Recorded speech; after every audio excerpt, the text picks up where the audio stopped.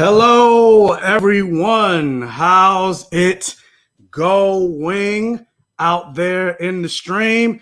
And welcome to my Safe Gayven. Actually, I should do it here because I'm wearing a shirt. Welcome to my Safe Gayven. I should actually plug this more. So yeah, guys, if you want some Black Gay Comic Geek merch, you want your own Welcome to my Safe Gayven shirt, or I always say the things I love in my fantasy, blood, sex, gore, and magic. I have that on the shirt as well. If you want one of those, my link for my merch store is in the description box below, so be sure to check that out. Thank you guys for those of you that have already bought t-shirts and everything like that and have sent it to me on Instagram. I appreciate each and every one of you. But for the rest of you, yeah, if you want your own shirt, rock your own Welcome to my Safe Gayven, check out the link below. But anyway, enough of the plug-in. Let's jump into this. We are talking spoilers for this Loki season finale. I see people jumping in the chat already. How you guys doing? So yeah, guys, if you have not seen episode 6 of Loki, do me a favor, hit that like button, and then you got to go. But for the rest of you, I need you, again, this is a conversation. I need you in the chat. Let me know what you thought about this episode. What does this episode rank? Is this your favorite episode of all the finales with WandaVision, Falcon and Winter Soldier? What does this rank? Is this your favorite series out of the 3? Let me know. But so yeah, jumping right into it, we're gonna bring on. I'm not even gonna bring him an introduction. We're just gonna bring him on. Y'all already know who this guy is at this point. You see him all sipping his little. What is that? Is that watermelon? Oh, I was about to say you getting real black. You drinking a watermelon out of a watermelon? Nah, that'd be wild though. I'm not saying I wouldn't do that though.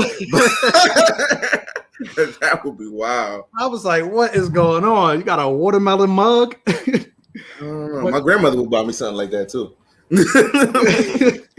But no, I should have grabbed mine. If I knew you was gonna have your Spider-Man mug, I should have grabbed my. I have an Infinity. But I'm actually Infinity Gauntlet mug. Yeah, I'm actually just tired as hell, and there's coffee in there. So, well, that makes 2 of us. I'm tired too. Like I got off of work this morning, and then I went straight to sleep. I was falling asleep while I was driving. I was getting nervous. Like I was literally like. You opened the window. You put the music real loud. Yeah, I had to open the window, put the music loud, like open the rooftop, whatever. Then I was like, you know what? I'm gonna go straight to sleep. But then obviously I had to wake up early to do this. And then also, guys, right after this stream at 8 p.m., I'm also jumping into Movie Files' channel, and we're also gonna talk about Loki episode 6. So I'm pulling double duty today. So OT. Yeah. I definitely had to definitely make sure I get some sleep, because then right after that I'm going straight to work. So yeah, but anyway, quit your job, yo. I mean, I want to, but I gotta get to the point that I can do this full time. But you guys can actually help me with that if you want to help get me to that full-time status. If you can hit that like button, it'll help with the YouTube algorithm. And also, you want to support your boy and support the channel. If you want to leave a comment or anything like that, but do it as a super chat. It's not expected, but it's appreciated and everything like that. So you can help me get to that full-time status where I could quit my job and only do that, because I'm behind on a couple videos. I still haven't done my review for Fear Street yet, which I haven't even watched. I haven't even watched the second one yet. And there's a couple other things I wanted to review that I just haven't. People recommended Fear Street to me, so I might check it out this weekend. I'm actually off this weekend, which is rare. Oh wow, you're actually off. Wow, yeah. That is rare. But let's jump into the stream, because since I am going to another one, we don't want to go over. But yeah, plus you probably got shit to do too. But so yeah, Ron, introduce yourself real quick before we got start. A shirt on. I'm Ron from Read Comics. Yeah, I like to read comics. But we like to focus on the comic books that influence all the pop culture that people love today. Mostly reviews, but interviews, opinion pieces. I'm like the super meme lord. Check me out on Instagram. I post a bunch of memes. I haven't been posting the Kang memes yet, but I'm about to let off after today. If you haven't seen it after 24 hours, I think with the TV shows now, it's like it's go time. Like it's like a day in a TV show is like a week for a movie. So yeah, I'm gonna start posting those Kang memes right after this, right after we get off this live. yeah, pretty much. Like when it comes to the movies, the standard, like if the movie comes out on the weekend, the standard thing is to wait till that Monday. Yeah. For TV, especially, even though the pandemic's kind of over, but not really. It's 24. If you haven't seen it in 24 hours, then that's your fault. Stay off the internet then. Yeah, for real. If that's the case. But let's jump right into. Actually, let me real quick. Let me always introduce these people. So, guys, I see you in the chat. Leaving comments. What is it? Couture the Goddess. I see you. Hey, I made it on time. Thank you for joining. The Goddess. Couture the Goddess. I can't read. Yeah, you can't. Producer post his time. Thank you for joining. Narius21, thank you for always being in here. Yeah, welcome to my Safe Gayven. Hello, gays and in between. Yep. I need to get some more gay people on this live stream so I can have somebody because I can't lust over Jonathan Majors in this episode. Just yeah, I forgot that people found him attractive or whatever. How do you like? I mean, granted, I understand you're not, but still, you can look at him and be like, yeah, he's an attractive dude. I like the fact that he looks really black. That's why I fucks with him. No, he got super black features. Yeah. But yeah, he's fine. But yeah, we're gonna get into that. But Aubrey Denver Hickman, I see you in here. We in this thing. Ramon Luis, hey Mike, let's get into it. Yes, we will. Jessica, hey, how's it going? Thank you for always joining. She love you. She always. Oh really? She ain't say hey Michael. She just said Ron. I'm like, dang, she rude. Let me just leave. Let you go stream by yourself. But Ramon, he said, Ron, what's up? Hey everyone. Dang, least favorite series. Dang. I see we got Jackie Meadows in the chat. How's it going? Thanks for joining. Joshua Atkinson, Calm Before the Storm. Thanks for joining the chat. Zillion Artiste, hey, how you doing? And then Miss Green Jeans has left the building.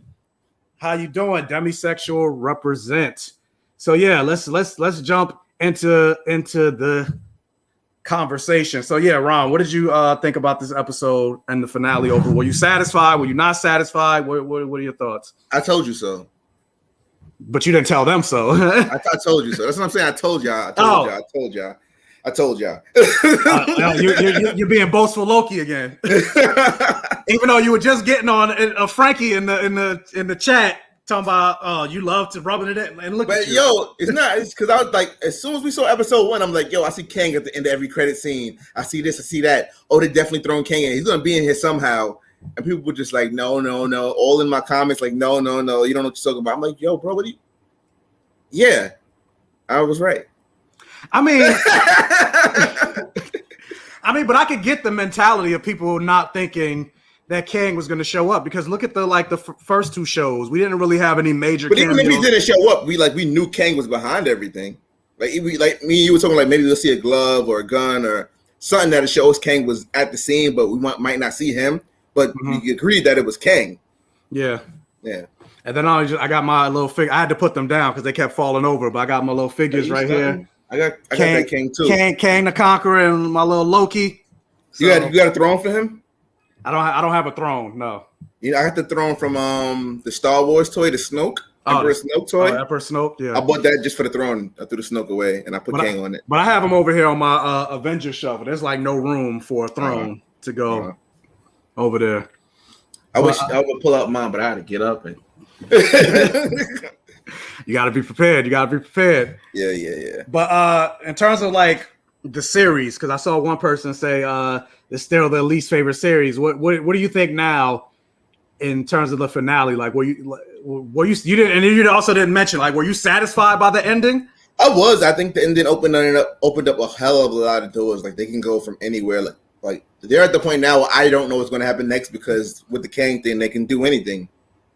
So, yeah, I don't know. This right here, Ramon, I disagree with it. Nobody's talking about Black Widow, but I think a lot of people are talking about Loki. Yeah.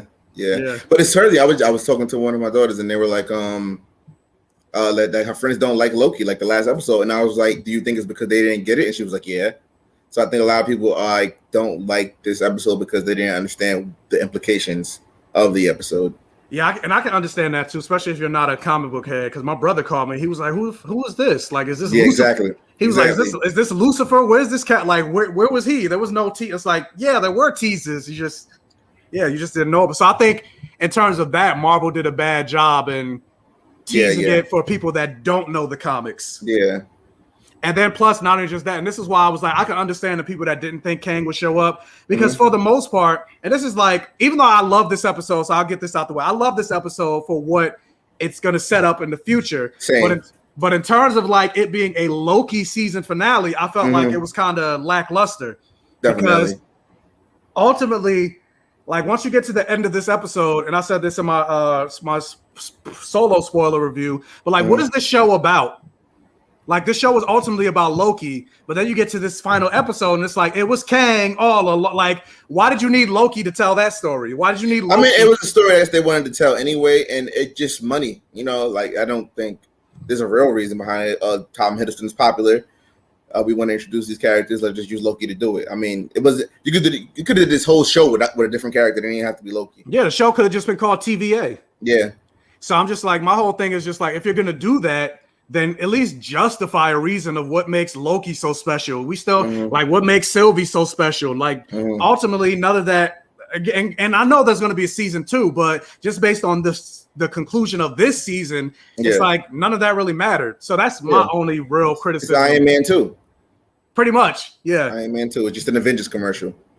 So that's really my only real criticism regarding this episode and this season overall. But let's jump into the episode specific. So we see the episode opens up where they're in the void, the citadel. What's it called? The citadel at the end of time, and they're looking on at it. They're scared. They're going. That was dope right there. Yeah. It looks great. Like they spent some money on this. And so basically they enter the citadel, and pretty much like a horror movie. Who rolls up? Miss Minutes rolls up. Yeah. I was like, this motherfucker here. Yeah, showing that she definitely knew more. Than she was letting on. Yeah. Because I thought, she knew something, but she didn't know. I still don't know. Like even at the end of this episode, not to skip anything, but I still don't know who Miss Minutes is. No, we still don't. But I guess that's the point. Yeah. We'll find out in season 2, because there's even jumping further ahead. We still don't know what happened with Ravonna, like where'd she go, everything like that. Right. Comic book question though: do you think Miss Minutes could be Eternity? Nah, I think they'll save that. Yeah. Because also it wouldn't make sense. Like, why is Eternity an AI? Yeah, maybe it's not really AI. Maybe it's I don't know. I guess we'll see. I don't know. I feel like they would save Eternity for Doctor Strange. Yeah, or Silver Surfer. Yeah, well, yeah, because I was like, would they do No, they better do a Silver Surfer movie. But so yeah, we see Miss Minutes shows up, and she tries to entice them. She tries to placate them. Like, oh, why am I drawing? He who remains. I was about to say something else, but yeah, he who remains is trying to get you. He can get you back to the Battle of New York, Loki. He can have you win this time. You could kill Thanos, and Sylvie, you can go back. You both can exist within the same timeline. You can go back and have your happy memories and everything like that. She's trying to win them over, and they're both like, nah, they're not here for it. They're like, we're here to make our own destiny. And she's like, all right, good luck with the like, you know how that mean when you sip your tea. That's how Miss Minutes was in that moment. She's like, okay, good luck with that. And part of me, even though I knew she was lying, part of me is also wondering, is she kind of telling the truth a little bit? Where I mean, after going to the end, maybe she was kind of telling the truth. It was like kind of like the last opportunity, even though who said that he knows everything is going to happen. Maybe that was just their last chance to have a regular happy ending. Because I'm thinking about the conversation that Ravonna and Miss Minutes and Sylvie had in the last episode, where she told her a little kernel of truth, where she was like, "Oh, I pruned Loki, but he's not dead." But then like almost everything else wasn't true. So I'm like, could they actually exist within, like, say, the Marvel 616 unit? I mean, I feel like they would have to, right? I feel like they're gonna, because there's a rumor that Loki is going to be in Doctor Strange too. Yeah, but I kind of thought that while we were doing WandaVision, I was like, we're doing all this magic, all these sorcerers, and you were saying Loki's such a great sorcerer, like, why wouldn't he be in this movie too? So I mean, that's something that we've been thinking, and I'd love to see more magic. I know you'd love to see more magic. Oh, I definitely want to see more magic. Yeah. Blood, sex, gore, magic. But yeah, but they didn't say anything about Sylvie, whether she would show up in maybe Doctor Strange too. So I'm wondering if that's a thing. Like, can they both exist within the same? Or maybe them saying Loki's going to be in Doctor Strange, maybe they mean Sylvie's going to be in Doctor Strange and not Tom Hiddleston. Yeah, because also something that I was thinking about is because this moment made me think about it too. Like the whole, they could both exist in the same timeline or whatever. Is it true or is it not true? Because they never really explained what their Nexus event was. Mm-hmm. Like, and that's another thing about you said like, it being the season finale. We still didn't get anything from Sylvie. Like we still don't. I'm not even just talking about Sylvie, but remember when they were on Lamentus? And they caused a huge branch in the timeline. Yeah, and so if they could exist together, then what caused the branch? Or Minutes could be a liar. Like that's the thing I was just wondering. Yeah. But oh dang! Please don't bring Sylvie back. Her acting just don't do it for me. Damn. Yeah, I'm pretty sure we're going to see a lot more Sylvie. Anyway, yeah, we're going to see a lot of Sylvie. Yeah, in season 2 and everything like that. Yeah, I don't think in the MCU. I don't. Yeah, even that too. I don't think her acting's bad. I don't think she has really any chemistry with Tom Hiddleston. I agree 100%. That's exactly what it is. When she's like by herself, or when she was with Mobius, it was fine. When she had the scenes with Ravonna, it was fine. Or even when she had her scenes with Kang. Yeah. Like I felt it more than like her chemistry, but we'll get to that later because I got something to say on that one. Mm-hmm.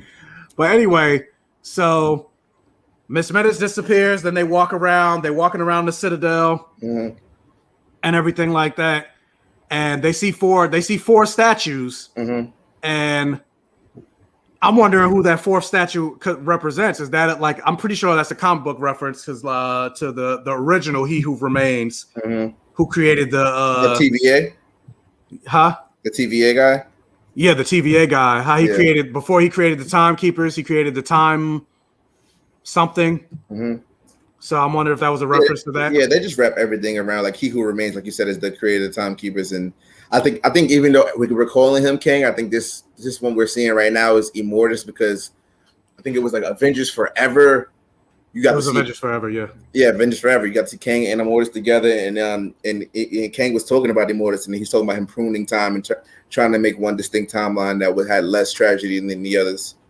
But I think they're doing a combination of multiple. So you got they're throwing everything in the same. So this guy right here is he who remains in the comics. And for those of you that don't know, basically He Who Remains was from the previous universe, the same universe that Galactus was from, and he was the last surviving member of that version of the TVA. And so with that universe being destroyed, he created the new, first he created, I forgot what they were called, like time bomb, time something. He created them. They were evil. They tried to destroy the time universe or whatever. So he destroyed them. And then he created the time, what we now know as the Timekeepers. And those Timekeepers created the TVA. So he's the creator of the TVA. So they're merging Kang the Conqueror, Immortus, and He Who Remains with the Jonathan Majors character that we saw in this moment. So this is who they were referencing when they say He Who Remains in this episode. But when they were exploring the the thing, and we saw this guy rolling up, the door open, and who did we see? He was dripped and draped in purple. Well, no, not this one. Hold up, I'll talk about that one later. Where is it? Here we go. Intro, Kang the Conqueror, right here, sitting in them seats. Where the frick is the? I was like extremely happy that he didn't have a blue face. Yeah, that's why I saved that because I was like, even though I like the way I like the blue face and I understand it's comic book accurate, but just to have like the boss of all bosses being a black guy is like it says so much. Like I 3 episodes ago I sent like pictures of one of the statues that look like Jonathan Majors to my friends, and I was like, "Yo, look at it! We at the end of time, and they got statues of us." Black people. You and I are literally on the same page because that's why I saved that picture of Boss Logic's mock-up of John, because I was literally gonna say, even though I really like that, and if he looks like that in the MCU, I'll be hella hyped. But I'm so glad that for this first incarnation, we got to see Jonathan Majors being black as a black man and not in the freaking blue makeup. Blue man group. Yeah, basically. and I didn't realize how much it would hit me until I saw him. Like how excited I am seeing this black man being at the seat of all power. Exactly. because that's something you don't really see. We don't see that in our fantasy at all. We don't even see black people in space or in the future. Black or people, like that. in the space, the future. Yeah. Even when he was casted, I was like super hyped, and I was like telling people like, you don't understand how big this is, because Kang is like gonna be like a real big deal. Like imagine if Thanos, like he was the biggest bad, everybody loves Thanos. Imagine if he was black, you know what I mean? I think it'd be like the Black Panther effect, like maybe even times two, because like when the little white kids saw Black Panther in Civil War, that Halloween they wanted to dress up as Black Panther. You know what I mean? Because kids don't really have that that hate in our heart. But I hope like when the youth see Jonathan Majors, like it has that same effect. Like I love this man, and like no matter what color he is, Yeah, real quick, has Sylvie been name checked as Enchantress yet, or is that just her power description? No, they haven't name dropped her as Enchantress. That's just like kind of like a merging, like they merged He Who Remains with Kang the Conqueror and Immortus. They did the same thing with Sylvie, like they merged her with they merged her with Lady Loki, and they merged her with the Young Avengers version of Enchantress, which is where the Sylvie name comes from. It's like it's two different characters that they made into one, pretty much. Yeah. And somebody else said Jessica. She says, yeah, Sylvie's acting is subpar. I agree with you. It's just only when she's around Tom Hiddleston. Yes, only when she's around Tom Hiddleston. But yes, agreed. Black people, we persist for all time, always. Yes, we do. I really think maybe her husband was on set, so she like make sure there's no chemistry between her and Tom Hiddleston. Probably. Yeah, I think that's what it really is. But Going back to the Kang thing, like, and this is granted they could still do it for like season 2, but that's also kind of why I was disappointed that Ravonna didn't know what was going on, because I was like, but did she know? She knows something, and I think she definitely knows Jonathan Majors exists too. Like, I think she knows that Immortus exists. Like, she knows something. She knows something, but also based on this episode, like she doesn't know a lot. Because even when Miss Minute showed up at this moment right here. Where she was like, where were you? And she was like, oh, I was doing something. And she's like searching for like files or whatever. Yeah. And she's like, this isn't what I wanted to say. She's like, no, well, he wants you to look at this. And she's like, who are you talking about? Who is he? And she didn't say, who is he? I missed that then. Yeah, Ravonna was like, who is he? Who are you talking about? And Miss Minutes kind of like winked at her, and then she disappeared. So that right there tells me she doesn't know. Yeah, and then we saw that when they showed that Ravonna was a variant this episode, that it was the year 2018. Yeah, I mean, like as a comic book head, like there has to be some connection between Ravonna and Kang. So if she's not his love interest, then maybe it's something else. Maybe he's the descendant of Ravonna, something like that, or there's a reason that Ravonna's there. No, I definitely think there's a reason, but that was the thing I was saying. Like, and I want them to be love interests, but yeah. I was like, because I would have loved this scene of like if she was behind it all, she knew everything that was going on. Then like when Kang the Conqueror showed up, she was like right by his side, and then you see two black people, at the center at the end of all time. And that did just pop in my head. Maybe when she left to meet Kang, and like Kang didn't know if he was going to either be with her or get killed. So maybe she's sitting there waiting for Kang, and instead Sylvie killed him. Yeah, they were running away together from the TVA, or he sent her to one of his variants. Yeah. So that's the only thing I would have liked to see. Granted, it's not like a huge criticism, but just like black magic at the end of space and time. Like, but yeah, black love. Black love and black power. Yeah. But I love seeing Jonathan Majors, and then not only just that, but like just seeing how much power he had. The fact that Loki and Sylvie couldn't do nothing. He had full control over of everything. Like even his back is even to them. Like he knows everything that they're gonna do. And I love seeing all of that. And plus Jonathan, like I will say at first, his acting kind of threw me off a little bit. Because he was eccentric or whatever. He was hell of eccentric, and that's not necessarily what I was expecting.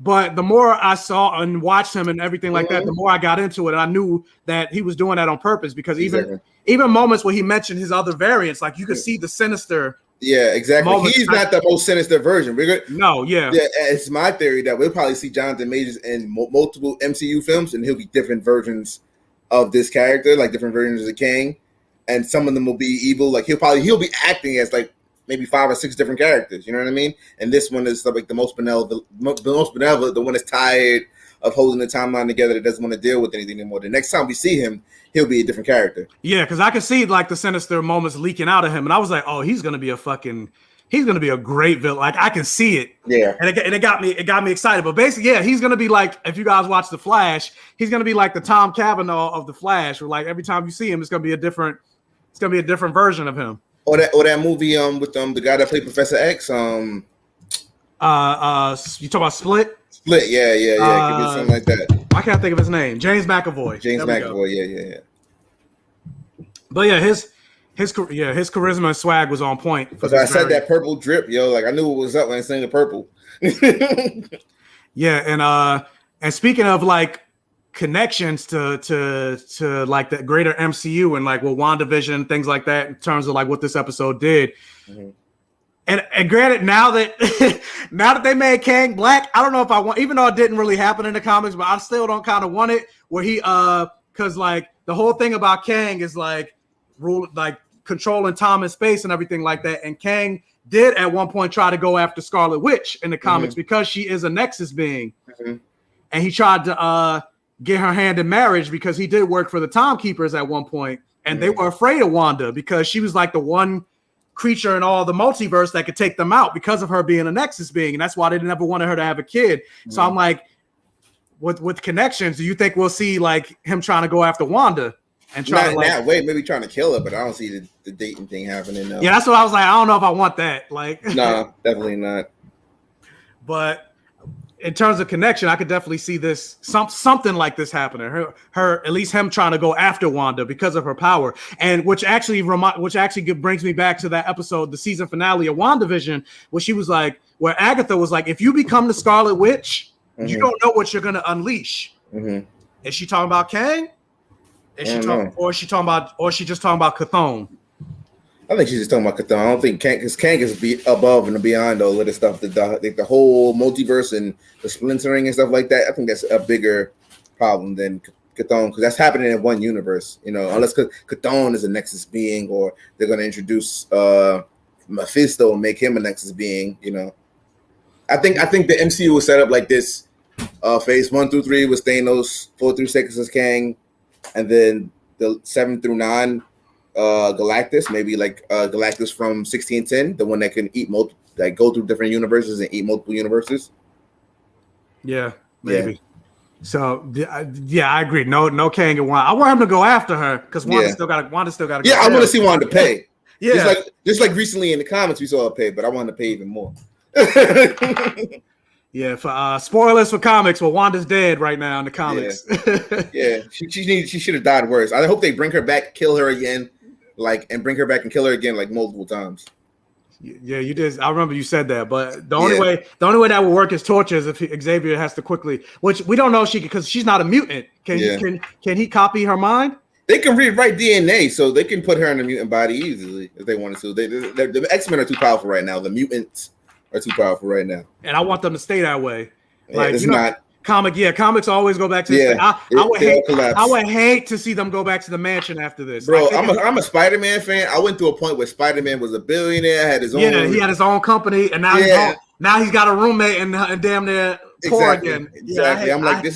There's no growth. Yeah, I hated that. That's part of the problem that you get into when these comic book companies they don't end. They're like Spider-Man still exists. Yeah. All these characters still exist. So it makes me wonder, like when we and that's the beautiful thing of the MCU though, is that all the characters that were like secondary characters are moving into bigger roles, and the older characters are retiring. Like Scarlet Witch, she's becoming bigger, and Yelena, and like Falcon, who's now Captain America. Like all these characters are becoming bigger characters. Like I posted a scene from Avengers Children Crusade, and it had like the young Avengers as the future Avengers, and like we have half of that team already in the MCU, so like that could happen. Like your new Captain America could be somebody else, or we could probably just not have Captain America at all, have Kamala Khan lead the Avengers because she's the best leader out of the young group of superheroes in comics right now.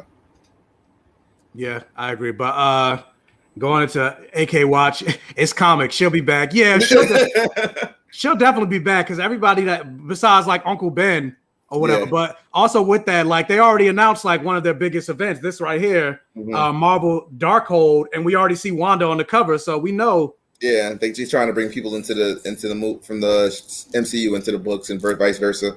So yeah, we know she's coming back. Yeah, like even right before the Black Widow movie dropped, we got a Black Widow team up book with Yelena and Natasha.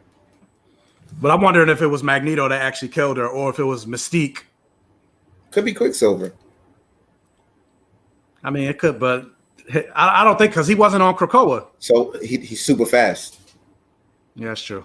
But anyway, yeah, Wanda got to pay. So yeah, jumping back to the episode, like, yeah, a lot of this episode was just basically exposition of Kang explaining his origins and explaining why he's so afraid of himself and why he created the TVA and everything like that. And so with that, he shows and he has the conversation about all his other variants, and he talks about how he was from the 31st century, and he discovered that the multiverse or the universes, there were multiple universes stacked on top of each other, but because of that, all his other variants were discovering the same thing at the very same time. Yeah, and that's what caused it. Like, well, at the beginning of Loki, they talked about like a cataclysmic war. This is what it was.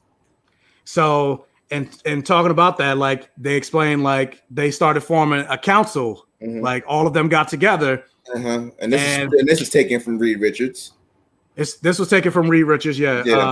The council of Kang, or did Kang come first? Kang, I don't remember Kang. There's a lot of Kangs, but there's no council, because even though there's multiple Kangs, they're all the same Kang. Yeah, they're all the same Kang. They're all they're just Kangs from different points in time. Yeah, they're all Kangs from different points in time. So the council of Reeds, the council of Reeds are all like one's the Human Torch, one's exactly. They're from different. Yeah, but the council of the Kangs are all Kangs. Like even Immortus, Iron Lad. Like Iron Lad's whole story is Kang coming back to get him to make sure he becomes him, because they're the same person. Yeah. But yeah, with the multiverse, they're at least in the comics, they're all Kang. They're just from different points in time. Yeah. But I guess they're not like variants, but I guess here they're variants. I was gonna say, I guess with this, they're explaining they're all different variants. They all have different personalities. They're all Kangs, but they're different versions of Kang. That's what the Reed Richards would be. That's why I said it's like more like Reed Richards than Kang. But yeah, so he explains that not all of his variants are benevolent, and some of them, that after they discover time travel and the multiverse and things like that, they want to conquer, which is what he said. He's like, I've been called many names. I've been called Conqueror. And so basically he created the TVA and started pruning other universe to keep himself at bay, to keep himself from taking over the multiverse. Because when Loki asked him, he's like, what are you so afraid of? He's like, I'm afraid of me. Exactly. And even with, I hate to give y'all mad comic book knowledge, I know not all y'all into it, but even with the Council of the Reeds, like Jonathan Hickman's story, like there was only one Reed that was a decent person. That's the Reed that we have, our 616 Reed, and that's because he kept his family. You know, Reed is addicted to his family or whatever, but he still loved them. But every other version of Reed had gotten rid of his family or let them go, except for that one. And all the other ones were like, I guess he said, like evil, like him, especially like the Maker. Yeah, I was literally just about to say, even like think of Ultimate Universe. Yeah. Which, is he still around? Didn't he? The Maker is still around. He's still around doing bad stuff. And I think that we could see a Maker version of Kang. You know what I mean? We can see so many different Kangs. And like, now that they got the Fantastic Four, they might save that. I don't know. They might make. I said this. I think I don't know if I said it to you, but they might make the way that the variants are so different in this universes. They can make Reed Richards a variant of Kang. They could, I wouldn't like that. Let them. I'm saying they could. They could make Dr. Doom a variant of Kang. I would prefer if he's like a descendant of Reed. Yeah. Which actually kind of makes me want, like, that's the comics. If Reed is a descendant, I mean, if Nathaniel Kang is a descendant of Reed, you think they're gonna make Reed black?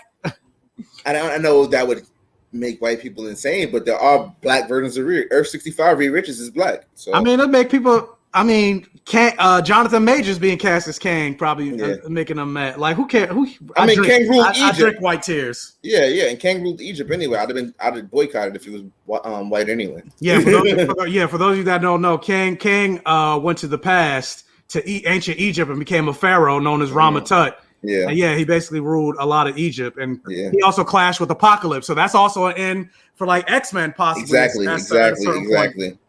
And that's it about the possibilities at the end of this episode. They could do anything now. Yeah, the possibilities are, and that's the thing that got me hyped about this episode, because I'm like, just for the possibilities for the MCU, but just in terms of like a Loki episode, I was like, I feel like this didn't do much for Loki, but for the rest of the MCU, like this shit had me hella hype.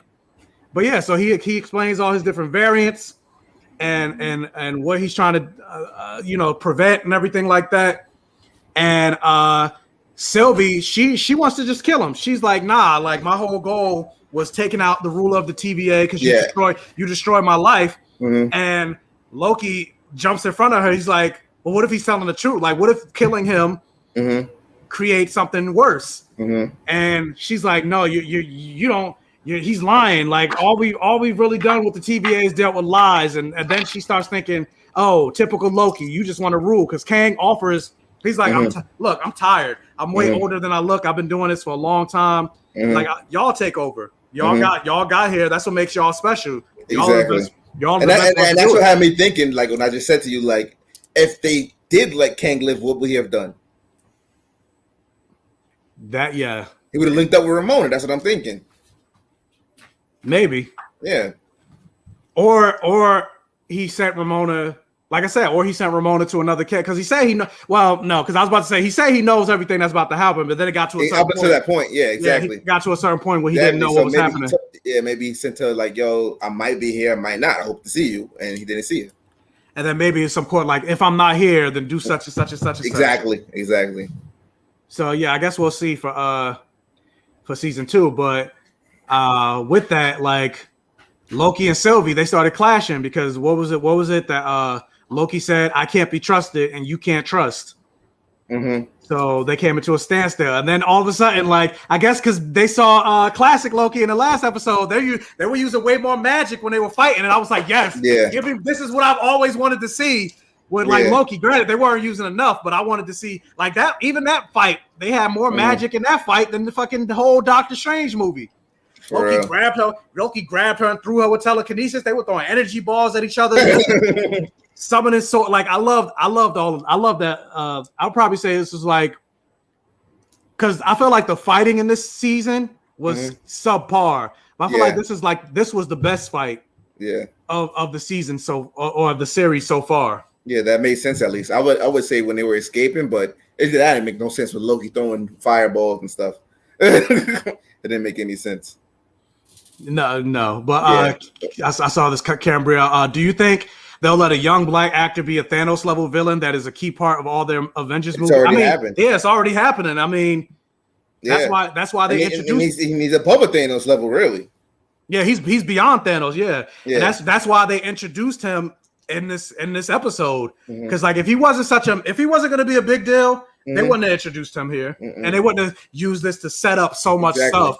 Like I said, like we keep calling him Kang, but technically we haven't seen Kang because Kang is the bad one. You know what I mean? So I'm guessing this one was Immortus. Yeah, I'm getting like that's what I was saying. Like this is a combination of He Who Remains and Immortus. Yeah. And for those of you also again that don't know, because I see what was it? What was this comment right here? I appreciate the backstory of Kang, y'all. So for those of you that don't know, Immortus is another version of Kang, but he's like considered the final version of Kang. He's the one that's at the end of time, and he's watching all the other versions of Kang, and he's trying to prevent all the other versions of himself from basically taking over the multiverse or banding together to take him out.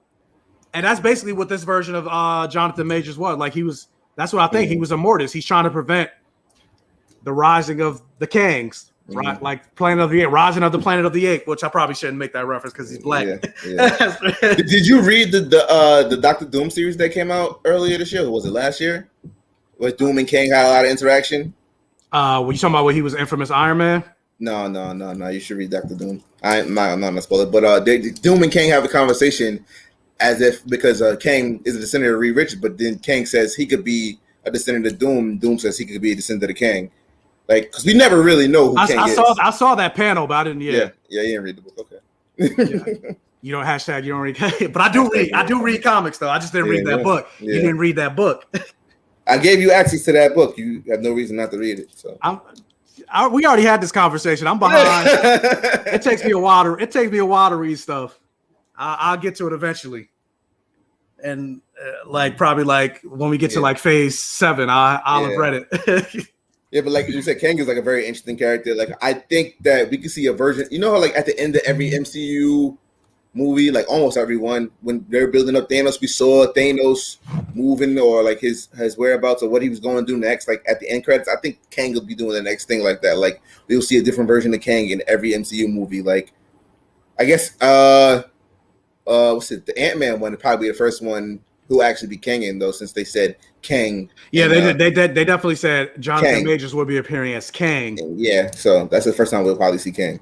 Yeah, and I'm excited to see how different like his portrayal, like how different his portrayal will be from what we saw in Loki. When is Ant-Man? Let me look this up. When have they come up with? And the fact that he's popping up in Ant-Man makes so much sense to me because that's when the Avengers started messing with time. That's when they started messing with time. Yeah, but it still also kind of doesn't make sense in the sense that Ant-Man is going to fight. Yeah, I was Kang. like, what is Ant-Man going to do against Kang? But you got to think, even though we think Ant-Man, we think in Scotland, we think in Paul Rudd, Dr. Pym is in those movies too. Yeah, but we haven't seen him be like the scientist supreme version. But he is though. He is. But we haven't seen this. We haven't seen it. Just like we haven't seen Doctor Strange do magic. But like as a comic book head, you know how smart Hank Pym is. You know what I mean? Like. But I gotta pull. And we could get a cameo. I gotta pull a Frankie though. You can't bring the reference to the comics. Oh god. Because I'm still waiting for my Mephisto. Where's Mephisto?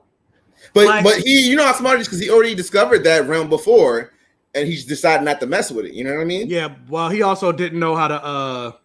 He didn't know how to harness it because remember he was trying for decades to get his wife back, which also kind of brings up a question. You know, to go off topic to go into Ant-Man real quick. How is it that Janet Van Dyne aged when she was in the quantum realm, but when Scott was in the quantum realm, he was like, "Oh, for me, it's only been 5 months, but for the rest of y'all, it's been 5 years." Like, so how did they both not age, or how did he not age, but she did? Because she was really in there for like forever though. maybe it's the time that he came out. Or maybe those 5 years should have passed. I don't know. That's what I'm saying. Like, I don't know. I don't know. Did the stream? Can you still hear me? I still hear you. What's up? Oh, because it's like it started lagging or whatever. Because like I see, like on my end, it says it says new comments, but it won't show me the comments. And when I'm clicking on it, it won't. Yeah, so I don't know. But anyway, yeah, if you can still hear me, that's good. It's good. But I forgot what I was about to say. That threw me off. I thought the stream cut off. Yeah. If we do get Iron Lad, when do you think we would see him appear? Armor War, and like everything's going to Armor Wars. I don't even know because I'm like Armor Wars. I'm telling you, Armor Wars, bro. Yo, somebody let me write it.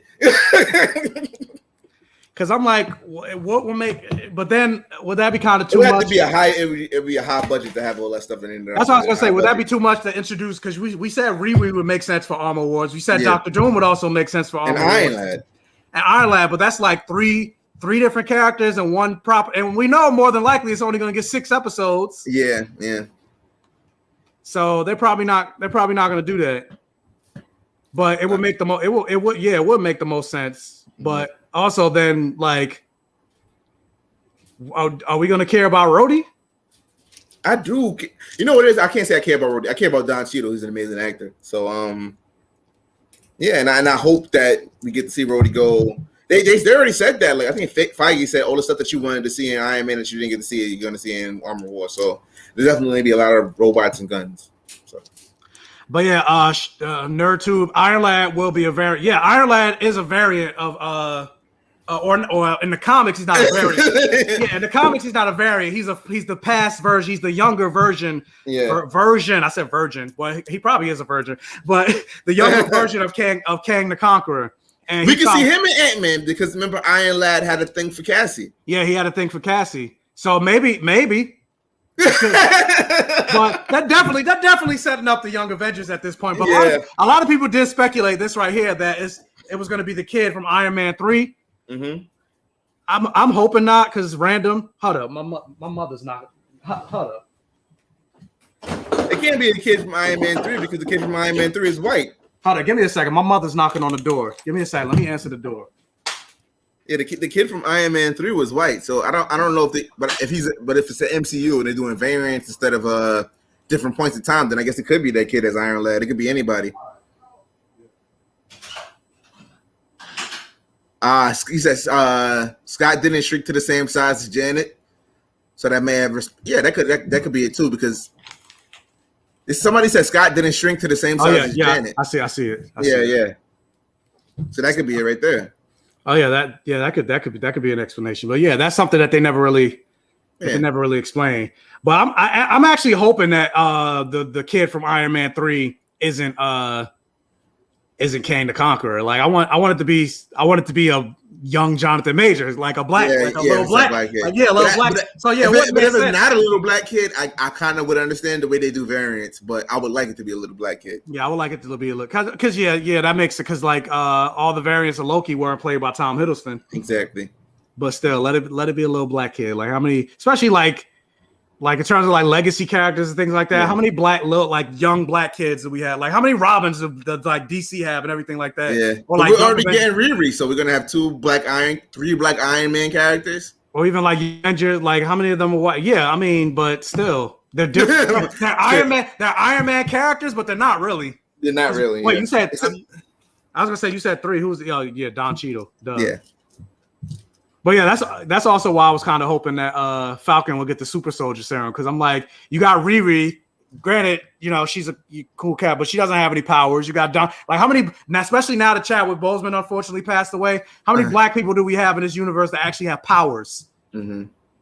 None. True. Besides Valkyrie. Yeah.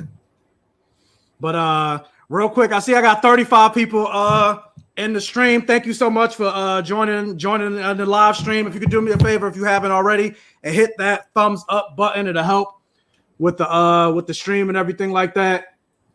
And so yeah, let's keep it going. And Robo Strange, hey, how's it going? Thanks for joining. Somebody said Monica. We got some power people. Monica. Duh, Monica. Yeah. I forgot about Monica. She's the only other one. Monica Rambeau and Valkyrie are the only 2. Yeah.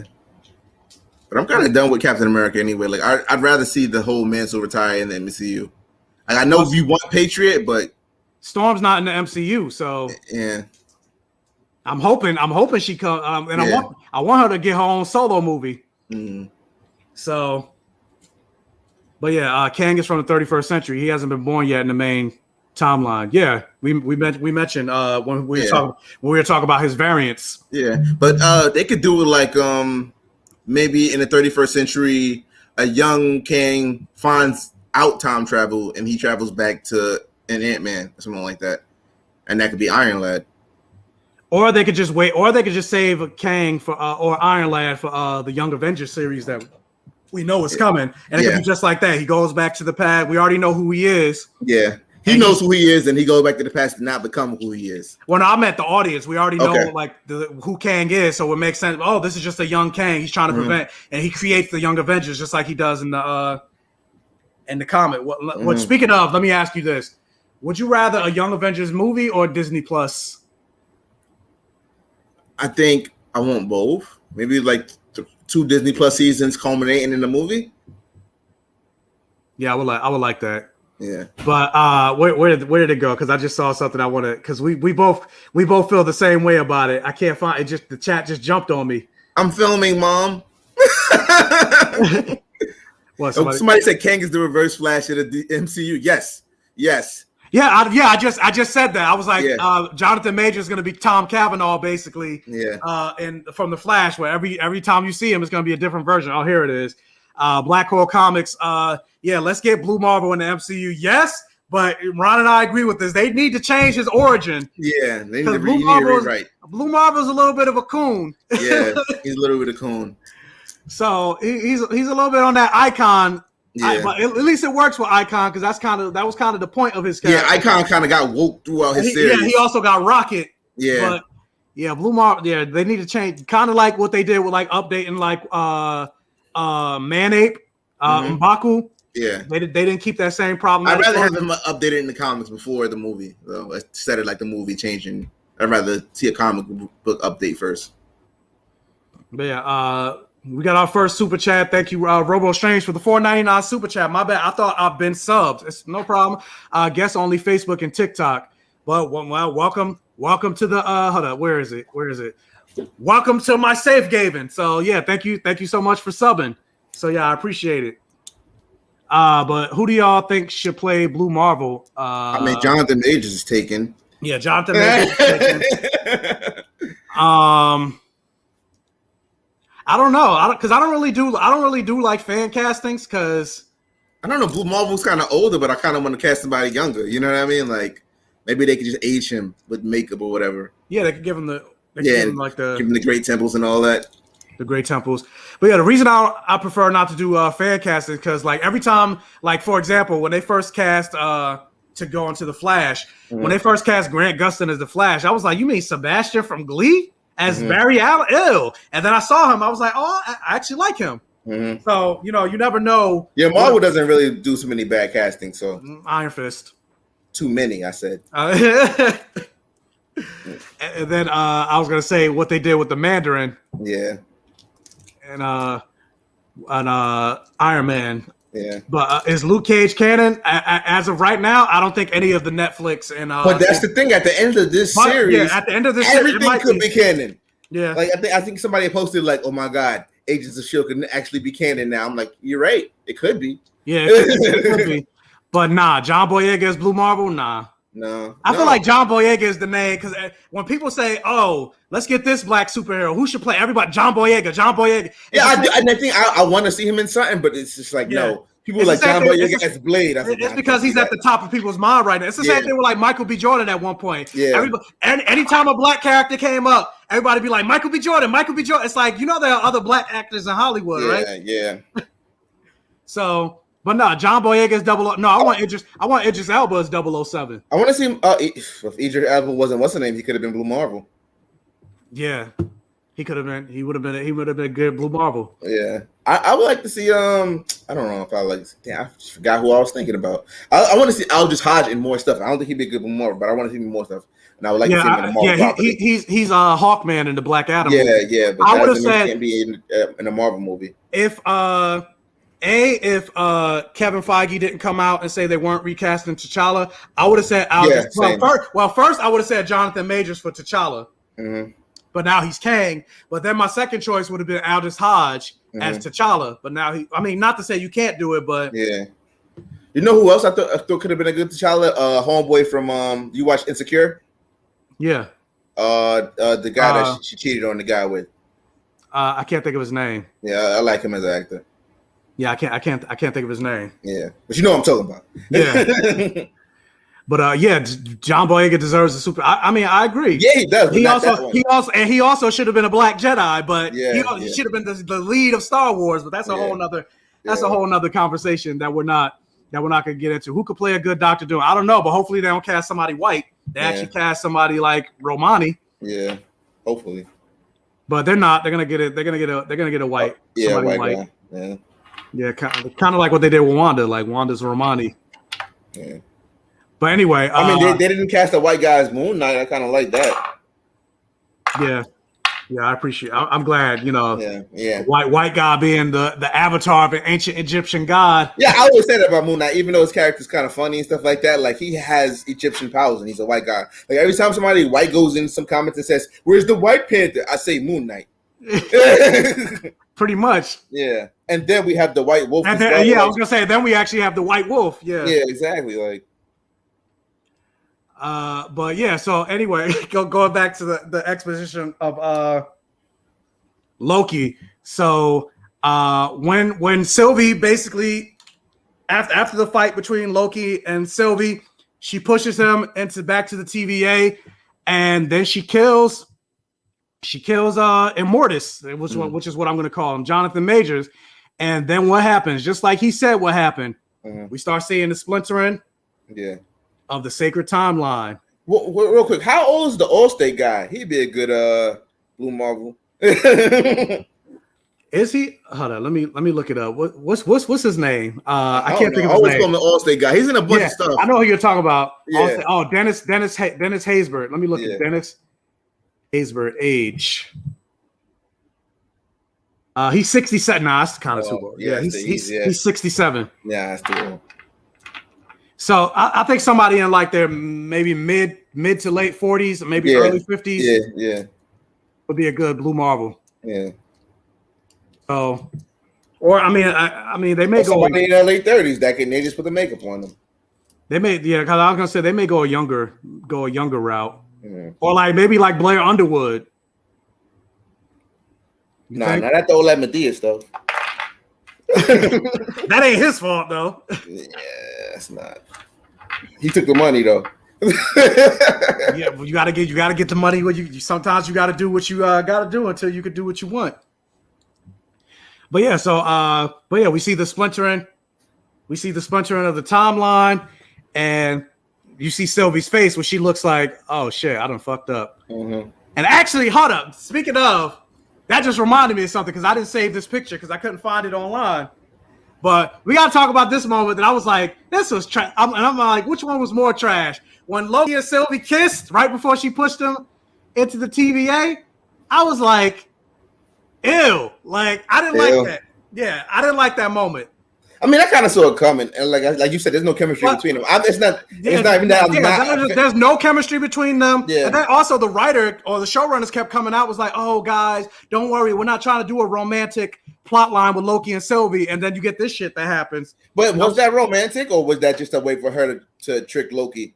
I think it's a little bit of both. A little bit of both. Yeah. I mean, he's way more into her than she is into him. Yeah, I agree. Yeah. I mean, this could be Isaiah Mustafa. Could be a good Blue Marvel. Who's that dude? That sounds familiar. He's the body wash. Look at me. Look at your man. Look back at me. He's a comic book head too. Yeah, I can't think of the name of the Old Spice. Old Spice. There we go. Yeah, he's a comic book head too. He was fan casting for Luke Cage. He wanted to be Luke Cage real bad, but he was too light skinned anyway. So yeah, and he's not like slender. Yeah, he's slender. Like Mike Coulter had the best look for Luke Cage. He looks exactly like he just can't act. Just not not the acting. Yeah. Everybody. But people like him in that show, Evil or whatever. I mean, yeah, it's a whole different role. Like it's a whole different role. Yeah. He didn't come across as like Luke Cage. He's not imposing. Not even just that, but Luke Cage is straight up Harlem. Yeah, Harlem. Yeah, they gave him from South Carolina, and it's just like watching the entire series. I just thought I could whoop Mike Coulter's ass. I still think I can. He called me out right now. I'll fight Mike Coulter. I whoop his ass because he's soft. He's soft. Like you can just see right through him. He's just soft. Yeah, and that's not what Luke Cage. Luke Cage exactly at all. At all. You're not about to take his cookies.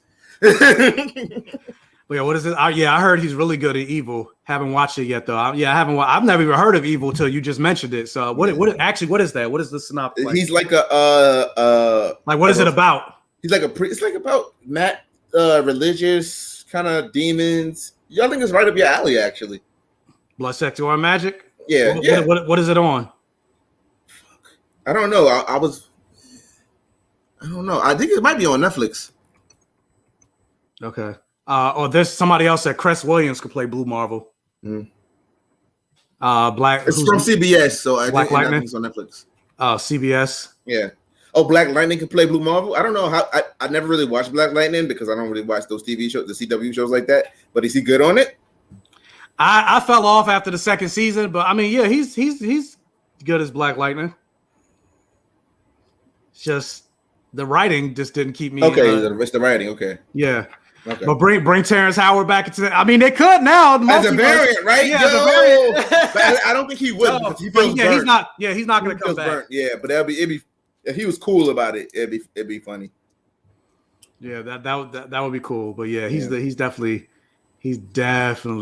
not coming back. Mm-hmm. But going back to the Loki and Sylvie, yeah, I had a problem with that. Somebody else said I can't find the comment because this chat jumped on me, but it's like, oh, Game of Thrones normalized incest, and that's not even the biggest thing why I have a problem with that. Game of Thrones didn't normalize incest. That's what white people do. I was gonna say, y'all ain't never seen those videos from like Kentucky or people marrying their horse and stuff like that. Yeah. Even wasn't the Queen of England, that was her cousin that just died that she was married to? I don't know nothing about that. Yeah, that was her cousin. Yeah. That's what they do. Yeah, that's the I ain't touching that one, but I agree. But that's not even why I have the problem. It's just, hey, like we mentioned, they don't have no chemistry together, and that is just like, I don't know, just like the whole thing about going back to what I said before, like this whole idea of making a big deal about Loki being bisexual and having the male romances, and then the first thing that you do right after that is put it in a heteronormative relationship, and it's like, I don't know. I think like it's terrible, like you said. But back to like how I was talking about Sylvie possibly being like a trans character. I think we need to like bombard Marvel with like tweets and stuff because season 2 hasn't been written yet, and we can still get that story. Yeah, because we still don't know what her Nexus event was. Exactly. Yeah, and that'd be a good story. Yes, you definitely must follow me on TikTok. Yes, hashtag the straight agenda. Yeah. Straight agenda strikes again. But if we were doing some show suggestions, I would suggest Tressa. I actually just started watching. I watched the first episode. Yeah, I watched two episodes of that last night, Tressa. It was all right. Onyx Equinox. I never heard of that. Both are full of blood, gore, and magic. So yeah, I watched the first episode of Tressa, but I didn't finish it. So like I said, there's a lot of stuff I want to watch and review. I'm behind on a lot of shit. So, but yeah, Tressa is another one of those. And but also with that, talking about anime. If you guys are into anime and you got Crunchyroll or anything like that, watch For Your Eternity. That's pretty good. But yeah, what were you about to say? I was gonna say something. I thought you were gonna. It's a super chat or whatever. Oh. Whoa, Jessica, thank you so much for the $20 super chat. That's Sylvie, a Loki kiss, vomit. I agree, but I think Sylvie gave him what he wanted, so his defenses will be down. Yeah, I mean, no, I agree. It wasn't necessarily romantic, but it kind of was. It was a little bit of both, but yeah, she did it to let his guard down. To let his guard down. But I still was just like, it's like she cares about him, but she's not into him. She's just not that into you, bro. Because there's also my thing with that, which this kind of sparked in, because even with that, like they make this whole thing where it's like, well, duh, it makes sense that Loki would be in love with himself. He's the ultimate narcissist. However, they happen to have him fall in love with the female version of himself. We've never seen him have any real interaction or attraction to other, like the other male versions of himself. Yeah, even if he was really like bi or whatever, like. When he saw the president Loki, he should have been checking him out because he looks just like him. And if he's that narcissistic, that should be the one for him. Yeah, and that was more of his personality. Like that was like literally him, like at the Battle of New York. Yeah. So he could at least been like, oh, like, so yeah. But just the fact that the whole thing about being the ultimate narcissist, he has all these different versions of himself, but he only happened to fall in love with the female version of himself. Again, creating a heteronormative narrative, which is like we've seen that time and time again. It's like, what was the point of, and then also like even with the gender fluid thing, like what was the point of even bringing up Loki's gender fluid if none of the other versions of him, like when they mentioned, oh, have you ever seen a female version of us? Oh no, a terrifying thought. So it's like, what was the point of the announcement if to try to appease people? But you're not. You're just making me. You're just making me more angry with the like even AK Watch Disney stay queer baiting. Yes, just like they did with Luca. Well, we're not. That's a whole nother.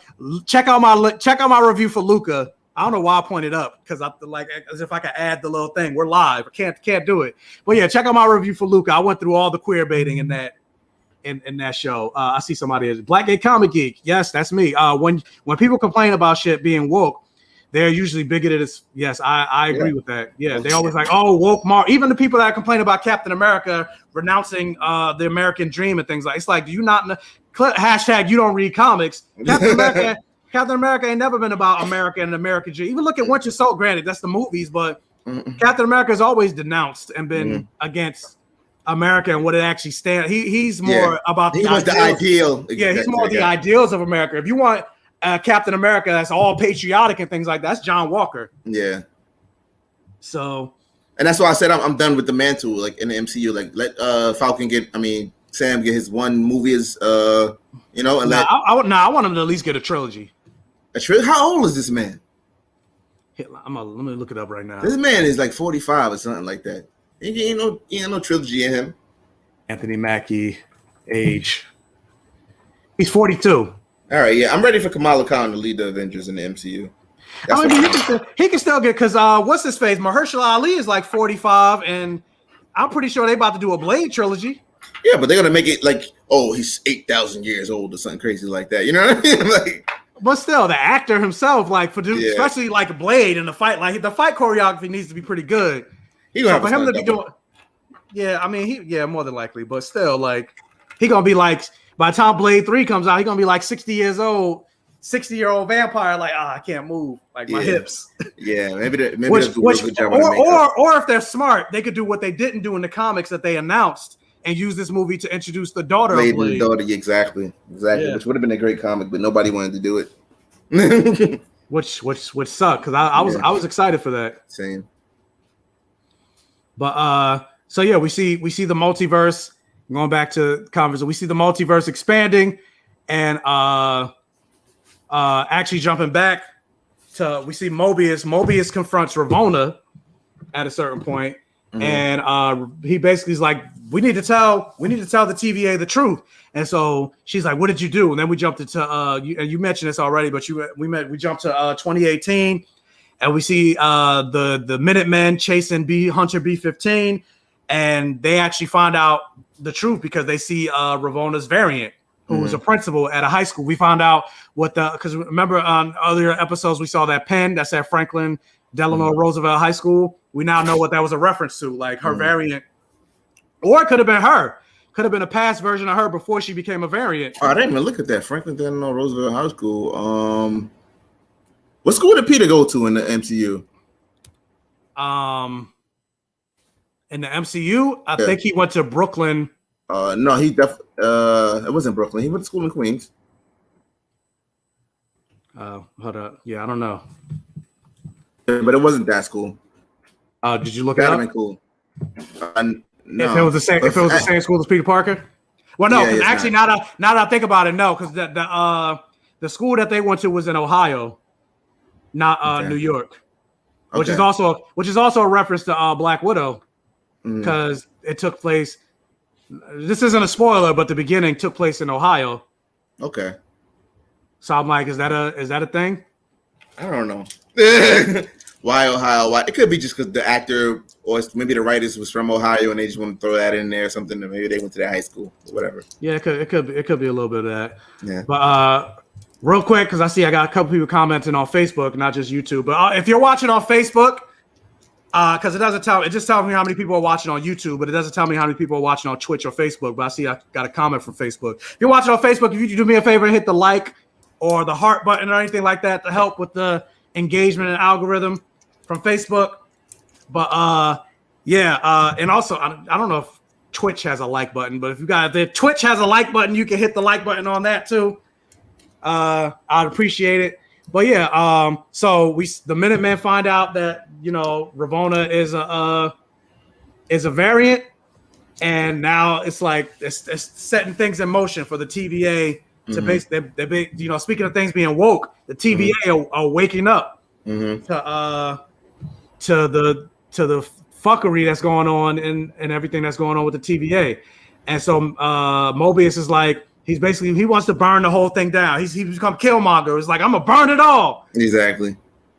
But Ravonna, she basically she knocks him on his ass, which I like that to show like she still got some hands a little bit. Yeah. And so she knocks him on his ass, and she's like, even with the pruning stick, you're not a threat to me. Yeah.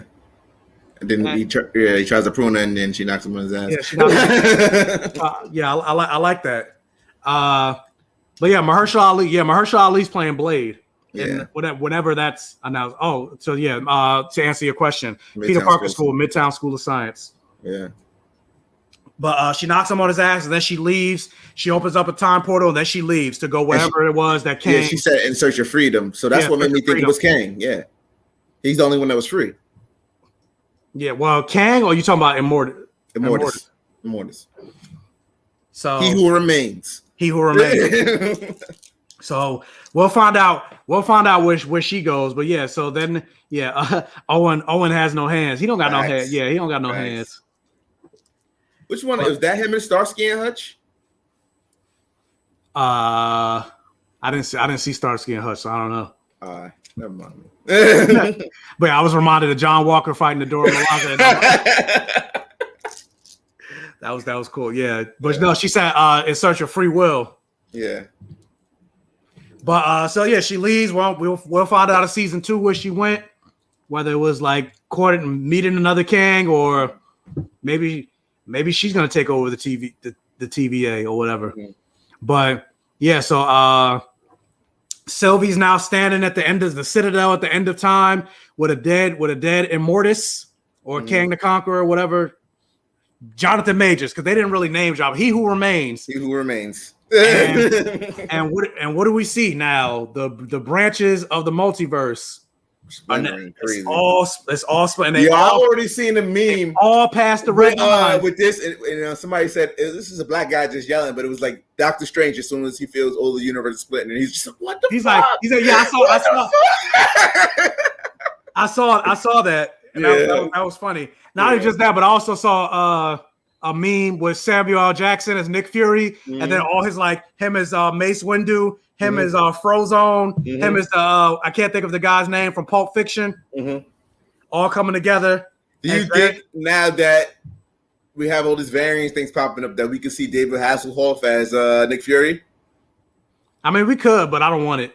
I don't want to. I think it's a funny joke. A funny joke. It'll be a funny joke. I don't want to see him in a leading role. I just want to see him. That's what I was gonna say. I don't want to see him as a leading role. But I would love to see that. I mean, hell, like we saw a photo of Hugh Jackman with Kevin Feige, and people are like, "Oh, is Wolverine gonna show up in the MCU?" Like, even if that happens, because especially now that and we should probably talk about this after the Loki stream or whatever. Fuck it, I'm gonna bring it up now. But like, Deadpool released a trailer for Free Guy. Yeah. Because Ryan Reynolds is coming out with a new movie, but he played himself as Deadpool in the marketing, and in the trailer he was with Korg, who is Taika, and Taika's in the movie. So this is like the first time we got to see like Deadpool interact with an MCU character. We know now that Disney bought Fox that Deadpool and this happened. Deadpool's now now part of the Marvel Cinematic Universe, and then we got this happening.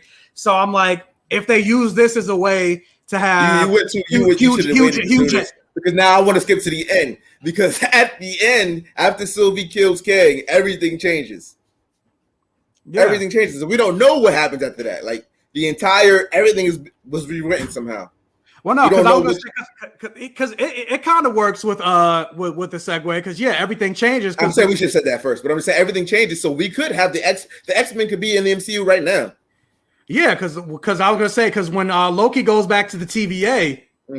It's different, like Mobius, or he's at a different TVA. Well, Mobius Mobius and Hunter B-15. No, it's not a different TVA. I think that it's been rewritten, and it's the same TVA, but like what a Kang variant, an Immortus variant, change in the TVA the way it is.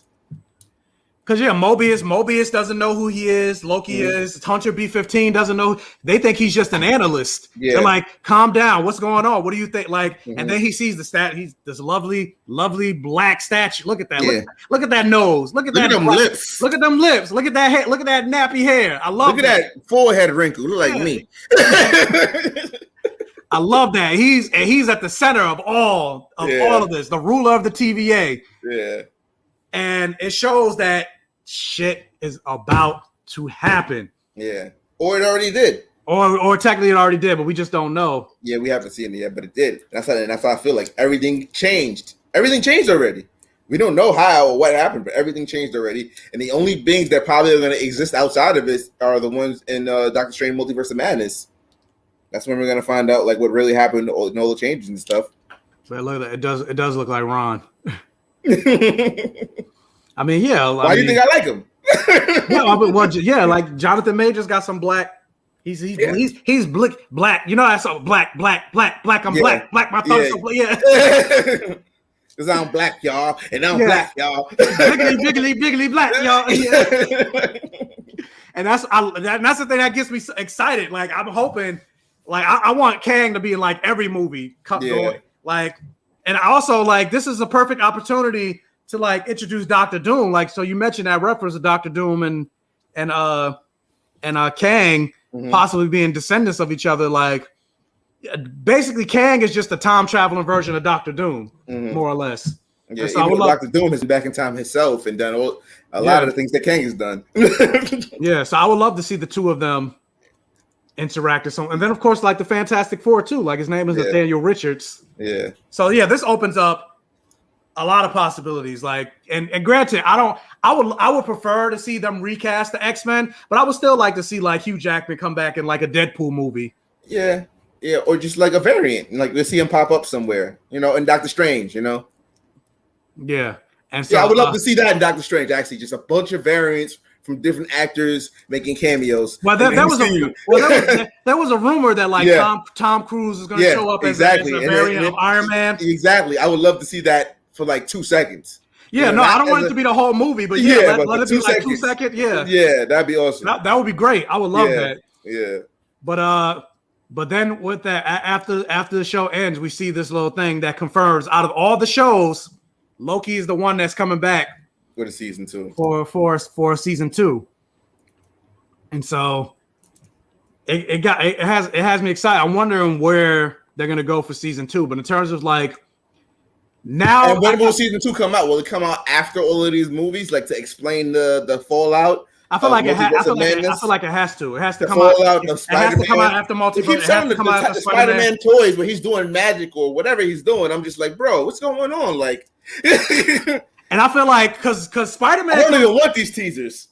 No, I don't. But Spider-Man comes out in December.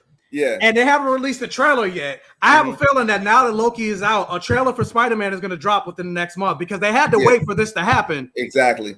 Before they release the trailer, because this idea of variants and the multiverse and everything like that. Mm-hmm. And all this stuff has already been out. It got pushed back due to COVID, so they had these toys. All this stuff has just been waiting, you know.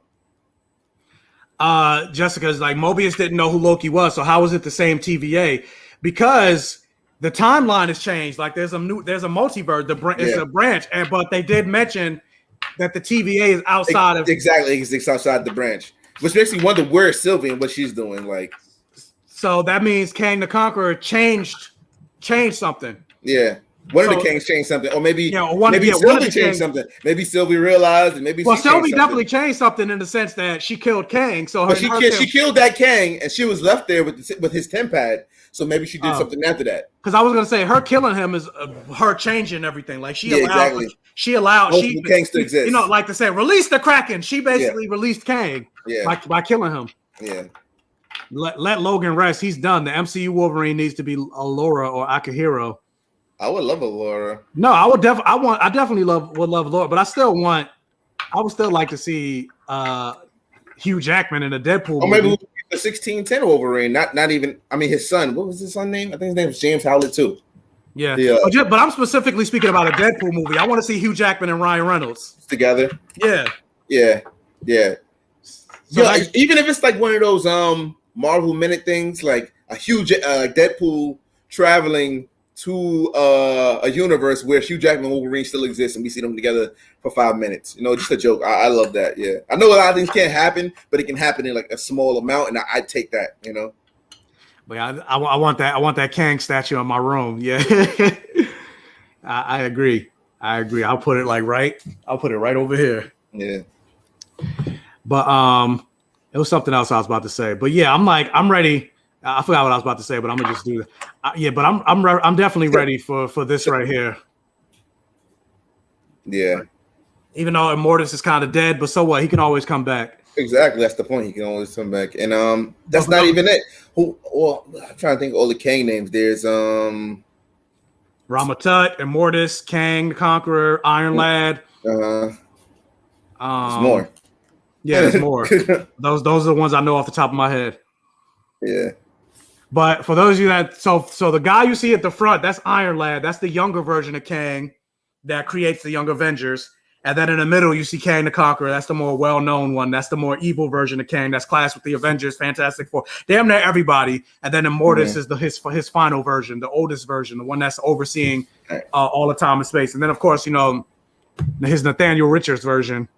Yeah. Okay. There's Immortus, which is not in this picture, but like that's his original. That's the original version of him that started this whole thing. Yeah. There's Immortus, Iron Lad, Kid Immortus, Ramatut, the Scarlet Centurion, Kang the Carter, Kang the Conqueror and Carter. King the Carter, like Jay-Z. Jay-Z? Jay-Z. And now Mr. Griffin. I never heard of that one. Mr. Griffin, whatever, however you say it. Mr. Griffin, who's that? I never heard of that one. It's like a young king. I'll drop the link in our chat. Okay. But also with that, there's something, speaking like when Marvel and misleading and things like that. And this is also why a lot of people didn't think it was going to be Kang the Conqueror, but they never showed, because they showed this in the trailer, but we never saw this version of Loki that they showed in the trailer. A lot of people thought this was going to be like the King Loki, the one that was going to be at the end of time and space, and that's something they added just to gases, like when they added Hulk and Infinity War trailers. Yeah, I mean that's why I brought that up, because that what I was talking about. Well, you were like, oh yeah, I'm right. A lot of people were saying it wasn't going to be him, because a lot of people thought that was going to be the moment, because we still hadn't seen that in the trailer. But ultimately, like for what this set up in the MCU, like I said, I'm hella excited. The only thing I will say though, because even I literally just said like they needed to have this come out before they could come out with the trailer for No Way Home. Yeah, No Way Home. But at the same time, I'm like, did they really have to wait? Because we already saw like all the different variants of Loki. None of them were played by Tom Hiddleston. Yeah. So like they could have dropped this. Did you see the what if like synopses or whatever? Like I remember the Spider-Man one. Apparently it's Steve Rogers as Spider-Man. Oh, Steve Rogers as Spider-Man? Yeah, I thought it was Andrew Garfield. Andrew Garfield, but it's Steve Rogers as Spider-Man. I'm like, okay. Yeah, that's weird. Yeah, a lot of them are weird. I'm wondering how that's, and I'm also wondering like we talked about it a little bit before with Frankie and James, but I'm kind of wondering if What If ties into. I guess we'll find out next month. But does What If tie into like what's going? Like, is this part of everything that's? I think so. Off? Everything branching off is a What If. Because I'm thinking if they're smart, which a lot of times that they prove not to be smart, but I think if they were smart, it would be cool if the version of Doctor Strange that we see in What If is our MCU version of Doctor Strange. He's just animated, and then he's going through the multiverse. He's finding like kind of like the meme. He's like, what the like he's finding out he's finding out what's going on, and he's traveling through all these multiverses. Cool. That would be cool, but the watcher is already watching everything, so he can't be like the narrator. That'd be like two narrators. I mean, maybe he doesn't have to be a narrator, but maybe like the Watcher's narrating, but he's like pushing Doctor Strange. Yeah, he's pushing Doctor Strange, he's guiding him.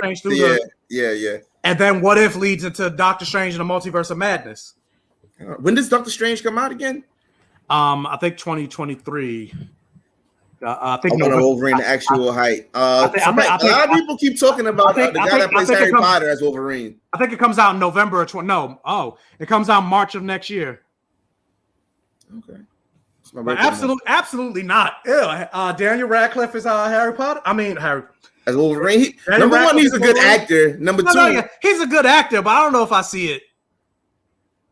I don't know why you want Wolverine to be sexy. Who said Wolverine was ever sexy? Who said anything about him being sexy? See, look at you. I never said anything about him being sexy. I know where you were going. I know you. I know you. Do you? But no, that was what I was thinking about. But no, Wolverine should be. But no, I was just also thinking about like. Wait, he could put on that muscle. You got Hollywood. But even when he tries to do like an American, granted, Wolverine's Canadian, but a more Americanized accent, like you can still tell it's not like it doesn't work. So like, yeah, get a stubby Canadian to play Wolverine. And I actually saw a video about this on. Nobody thought Robert Pattinson could be Batman. I thought we still ain't see him as Batman though. So we saw don't a trailer. We saw a trailer. Yeah, but we ain't really see him acting though. All right. But people say he can act. I haven't seen him in anything but Twilight myself. But people say he can act. Yeah, Daniel's not my choice. I love him, but no. Yeah, I love that, like all the stuff like Woman in Black and things like that. Like he's a good actor. Or Guns Akimbo. He was funny in that. I like that movie. But yeah, if T'Challa becomes Star-Lord, what the F happens to Peter Quill? He stays on Earth. Yeah. They so basically when they picked him up right out of the hospital where he grabbed his mother, where his mother was having cancer. So he just goes back in the hospital and never becomes Star-Lord, yeah. Never becomes He's a regular Star-Lord. kid. Yeah, he's just a regular kid. But I still want to know, which I need them to answer, how did Yondu roll up in Wakanda like that? Yeah. So that's the only thing I want them to answer. Yeah. Unless they switch babies at birth, like trick them somehow. I don't know. Yeah, it got to be different. Yeah, it got to be. But that trailer ain't do make me think Robert Pattinson can act. Yeah, because I mean, a lot of people did say, because they've seen him in other movies, like besides Twilight, and they said no, he's a good actor. I haven't seen him. I've never seen Twilight, so I can't comment on that. But yeah, I mean, overall, a lot of people say Robert Pattinson is a good actor. But in terms of like the Batman trailer, we haven't seen it. We haven't seen his acting. True. So. But yeah, but for this season, like, yeah, it got me excited. I'm curious. Like, do you have any predictions of where you think season 2 is going to go? I honestly, I have none. I can't. Like I said, it has to be after all of these things, and it has to be like the fallout or the cleanup of what happened at the Multiverse of Madness in Spider-Man. I think Loki was in a different timeline. They showed Morbius and Hunter twice, and both times they had different reactions to what was happening. I mean, that could be the case because Marvel could do whatever they want, but I don't think it's a different timeline for the sake of there's only just outside of time. There's only one TVA. Yeah, you can't go to the future in the TVA or the past in the TVA or to a different TVA. Yeah. So the only thing you could do is like with Jonathan Major, he can go back and create a new TVA outside of time. So that's what will make it. That's what will make it different. Exactly. But you can't like manipulate the multi, or like Ron said, like you can't go to the future, the past. There's only one TVA within the multiverse. Granted, the MCU might do something different. Maybe there's more than one, but as far as in terms of comics, there's only one. There's supposed to only be one TVA. Like that's the point of the whole. Like if there's multiple TVAs, it kind of would defeat the purpose. Somebody said, "Save your time in life and don't watch Twilight." It was bad when I saw it as a teen with a girl in a movie, and I'm pretty sure it's burst now. But is Robert Pattinson British? He sound British, Robert Pattinson. But yeah, Superman, Batman, Spider-Man, yeah, they're all British actors. I mean, a lot of heroes, or a lot of people keep getting cast with like British actors. Yeah.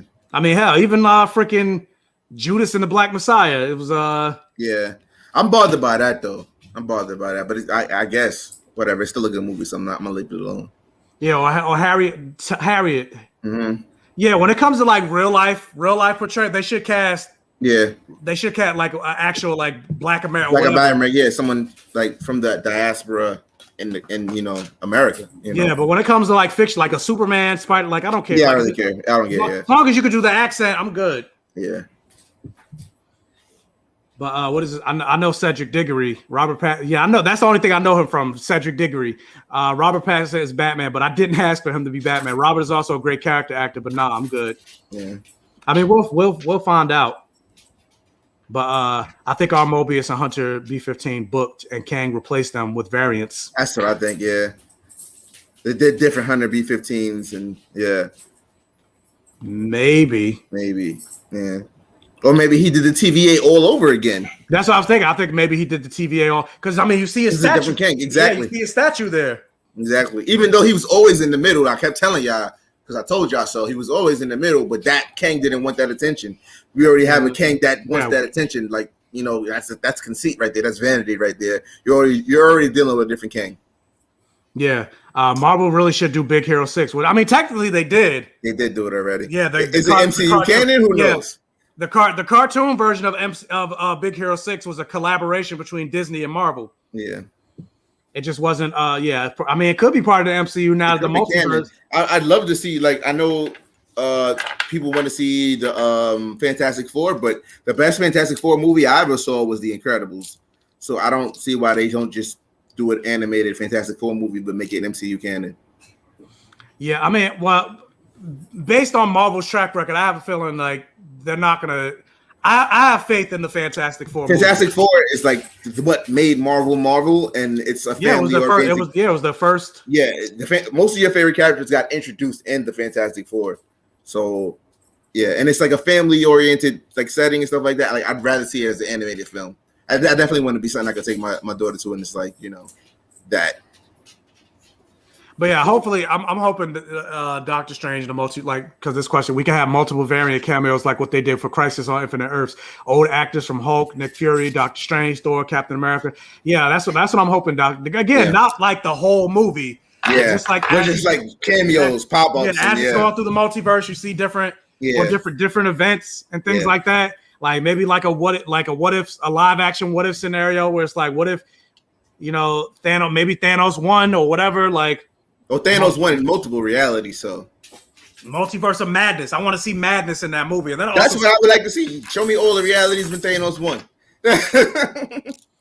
Yeah, and Incredible said the best Fantastic. 100% agree. Yeah, and this is like I was like, why is it that Disney could do a better Fantastic Four movie than Fox? Yeah, but I'm excited for a Fantastic Four. I'm excited for everything that's coming with the MCU going forward. Like I would say, based on this finale.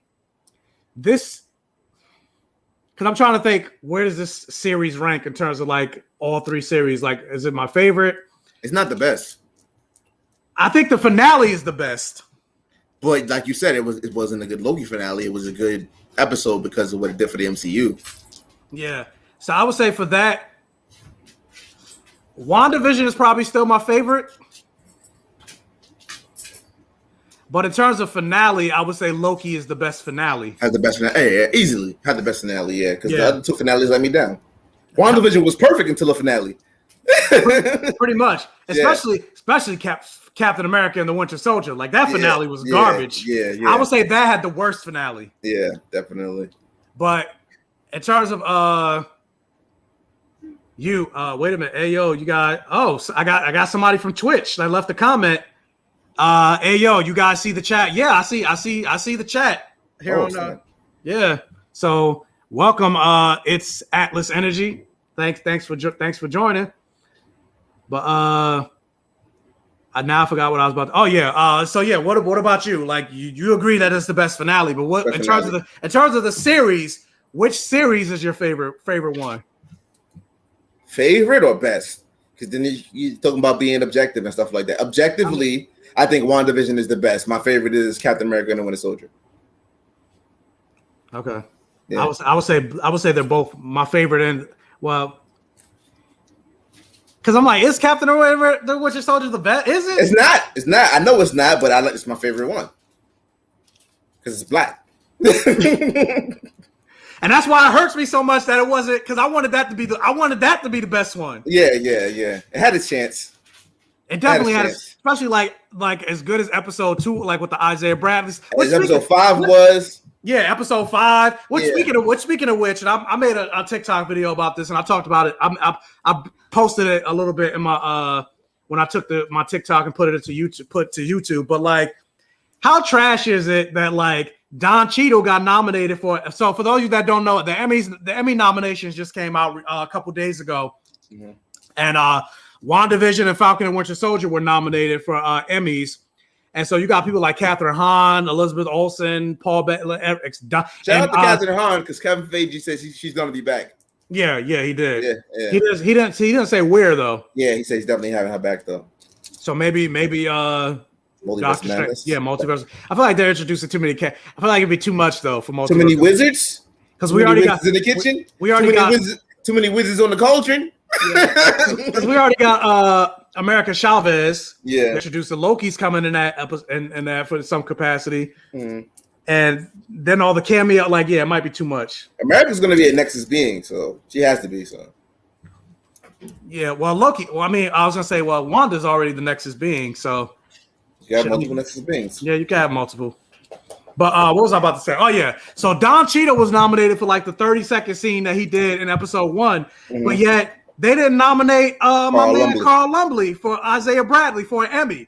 I'm like, how in the hell? Because a lot of white people hated his scenes because they were so black and so honest.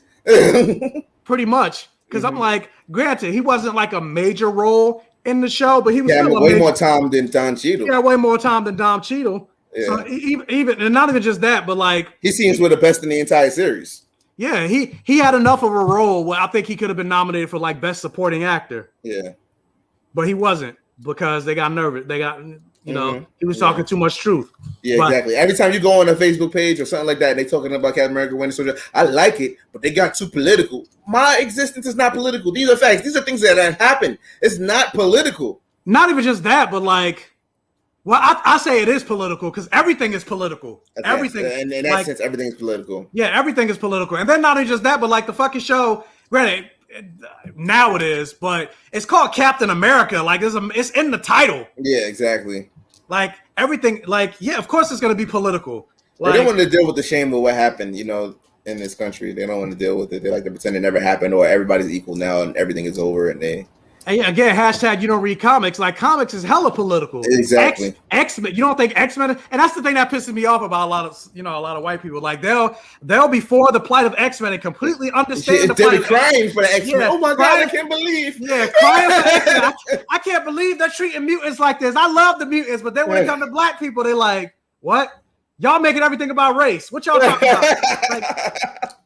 And that's part of it is because a lot of the X-Men are white. That's really what it boils down to. Yeah. And for some reason, everybody like to see themselves as the underdog. Like they've been downtrodden on, or they had to work really hard. Which I'll get to that in a second. Something about X, which just reminded me. But let me see this because the only issue I see with expanding the universe like how they are now is the very likely possibility of losing the in-depth story of love characters we have now. I mean. The studios are so big they can make a movie every 3 months, like, or not even just a movie, but they could also Disney Plus, the Disney Plus series, and that's the thing I like about expanding on the universe is that we're getting like because how much did we really know or how much did we really get from Wanda or Vision in the movies?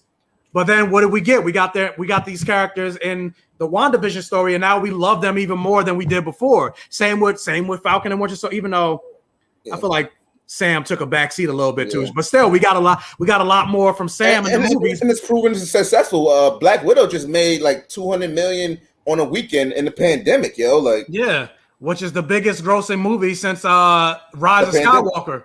Yeah. Well, no, I was gonna say Rise of Skywalker. Oh wow. So and like 60 million of that was on Disney Plus alone, and you factor in the fact that they didn't have to take that to the movies and share that profit. Like, Disney Plus is good money. So I mean, with the expanding of the universe, I like it because it's also focusing on characters that we never really got to focus on because gone is the era of Steve Rogers and Iron Man and everything like that, especially Tony, because everything about the MCU was Tony. Yeah. Not to be confused with the R&B group. Tony. For those of you that are Gen Z and everything, like y'all don't know. You're my homegirl. She know what I'm talking about. She know that song. Yeah, are you talking about Marilyn G? She know. I didn't see her in the chat, so I don't know if she's here. Okay. But yeah, but it also goes to show with the expanding of the universe that we're getting to focus on a lot of different characters and characters that are way more diverse, frankly. Yeah. Instead of it being mostly straight white men. Happened until this happened because I love Runaways and it could have fit into this. Especially with Young Avengers coming and everything like that. But I mean, they could always redo it. Yeah. Kind of true, but now we have new kids like John Walker and his story. Hopefully, we get an Isaiah Bradley special. That's what I'm hoping for. I'm hoping even if it's animated, just have Carl Lumbly voice him and everything. Make it animated like they have What If animated. Yeah, and that's also a thing with like Marvel, like considering they're owned by Disney, and Disney is like the king of animation. Why don't they do more animated? Like the DCEU or not? I don't know why DC animation. Like they haven't really done animation since they got acquired by Disney. Yeah, because I would love to see a comic book accurate animated like Civil War story. I think it probably doesn't make enough money. And they're like, why do that when we could do movies? But I feel like it would make some money because I mean the DC animated movies make some money. Otherwise, I feel like they wouldn't keep making them. I mean, that's the only money DC makes probably. Because I was gonna say it won't make like movie money, but same with comics. Comics don't really make that much money. But and at another point, they probably think, why waste our stories on animated films? We can use the same story, put it in the movie. But that's specifically why I said a comic book accurate Civil War. Yeah. Because Civil War wasn't the comics. Yeah. Like I said, they haven't really done those movies since they've been acquired. I think the only one they've done since they've been acquired is like World War Hulk. That was the Planet Hulk movie. Yeah. And also there was that Hulk versus. Did Hulk that versus, come out? Hulk versus, yeah. Was that after they were acquired? Yeah, I think so too. Yeah, but that's it. Yeah, that's really it. Yeah, but yeah, bring all the wizards and magic users. See, all the wizards on the cauldron, calling all wizards to the cauldron. Yeah, like they better do Wiccan right. And I want to see some. I want Brother Voodoo. I want to, because I've mentioned this before. Outside of Brother Voodoo, how many black magic users are there in Marvel? I don't know. And we could see that. We could see Doctor Strange teaming up with different Sorcerer Supremes from different multiverses. One could be a Brother Voodoo. There could be a variant of Doctor Strange who's Brother Voodoo. Because yeah, we got Scarlet Witch, we got Wiccan, we got Doctor Strange, we got Doctor Doom, we got Pixie, we got what is her name? I'm looking at her right now. Magic. Yeah, Magic. Magic. That's my favorite X-Men. I don't say that in front of white people. I tell them it's somebody black, but Magic actually is my favorite X-Men.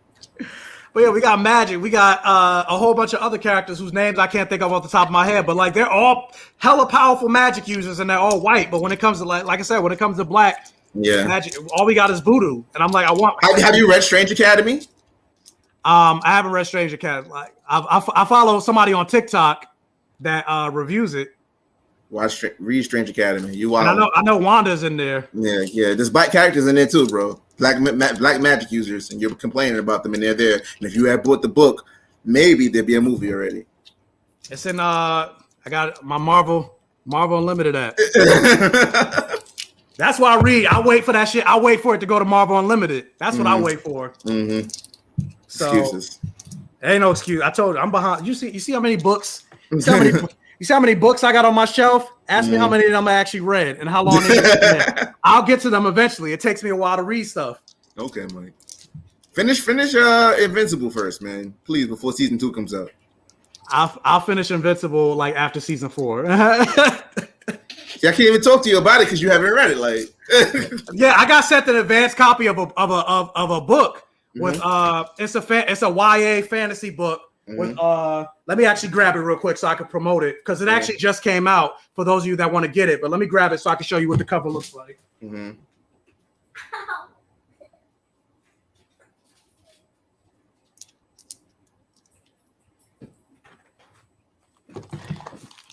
But yeah, almost like 2 months ago, I got sent an advanced copy of this book called The Taking of Jake Livingston. And you see it's a black kid. It's a black kid at the front. So, it's a YA fantasy book with a black lead. So, it's something you don't see that often. And then not only just that, but he's gay.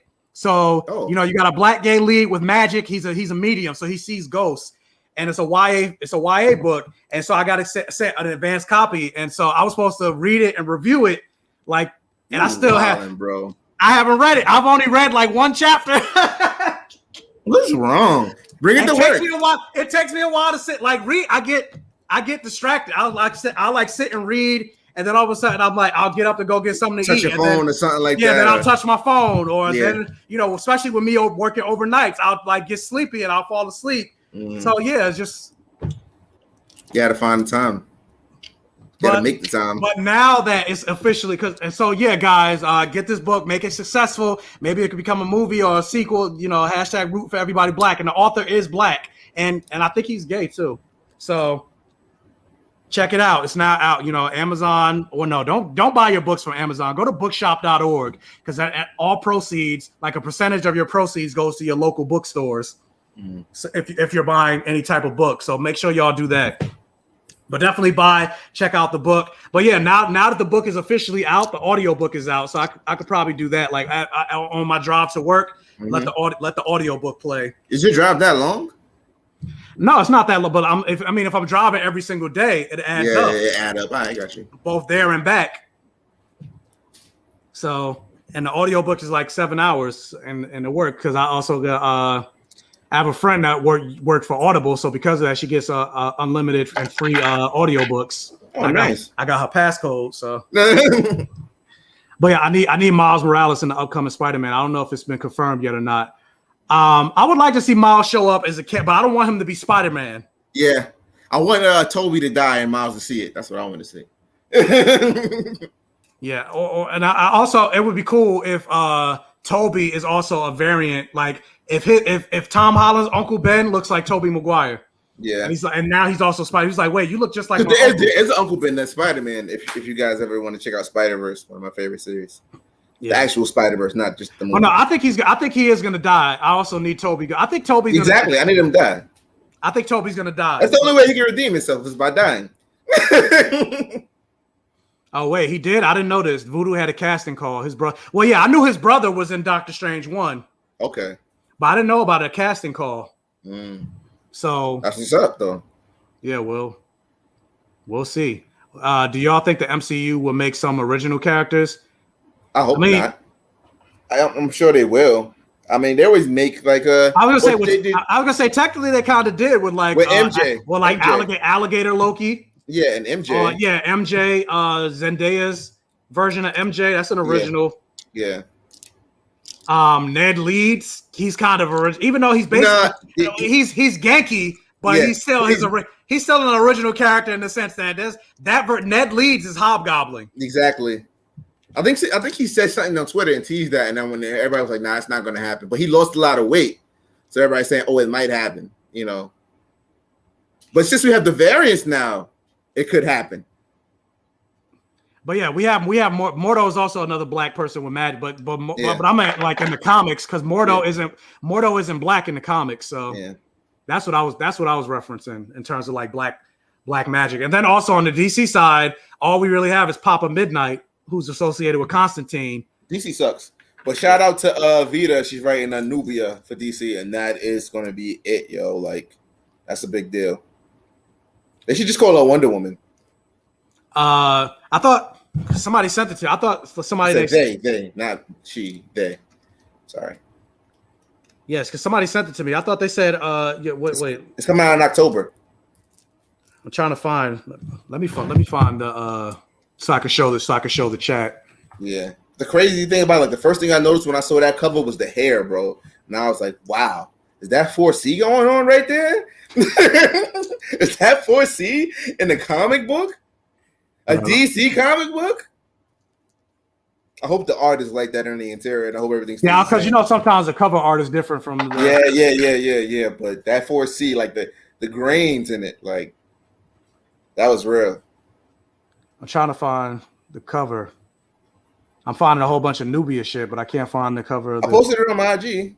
I posted it. It should be everywhere though. It should be on Vita's Twitter. Well, I wasn't on IG. I just posted Nubia comic coming out, and it didn't come up. But I'll just go to Instagram and just pull up your Instagram. Yeah, or you go to Vita's Twitter, and then share the screen. Yeah. But here it is. Let me share the screen.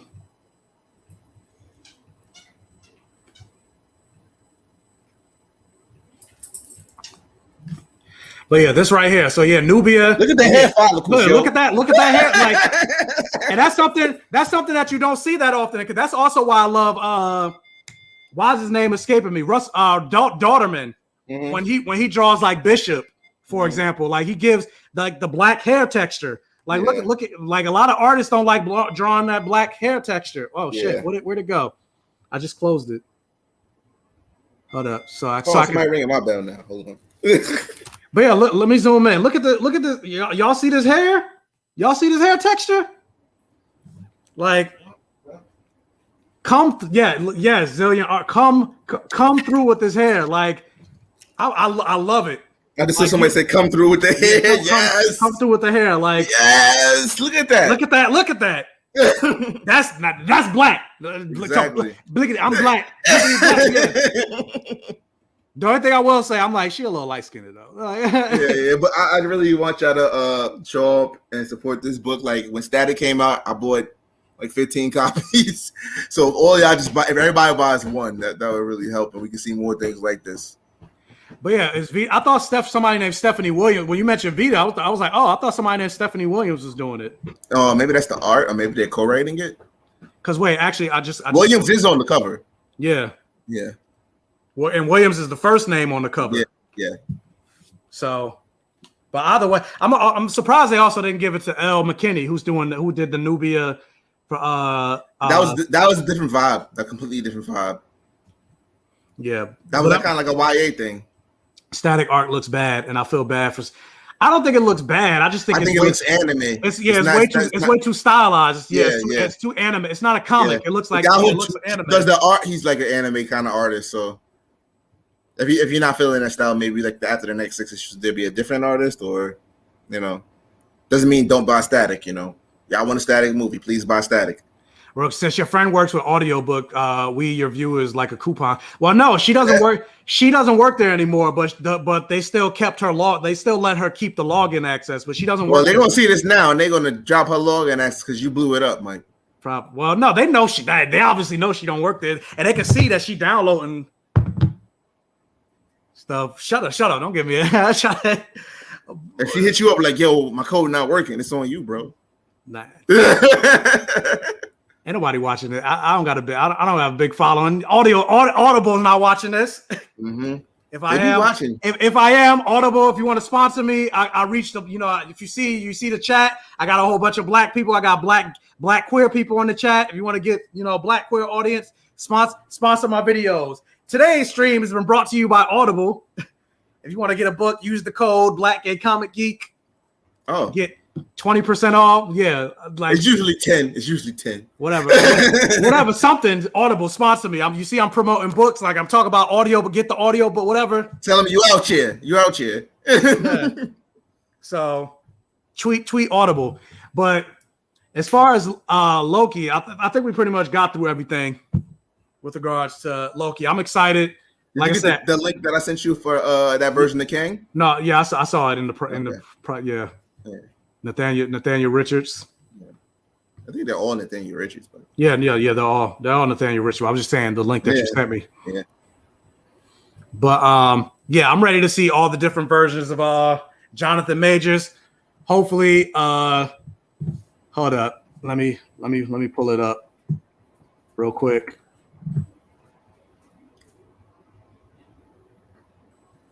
Cause I'm like,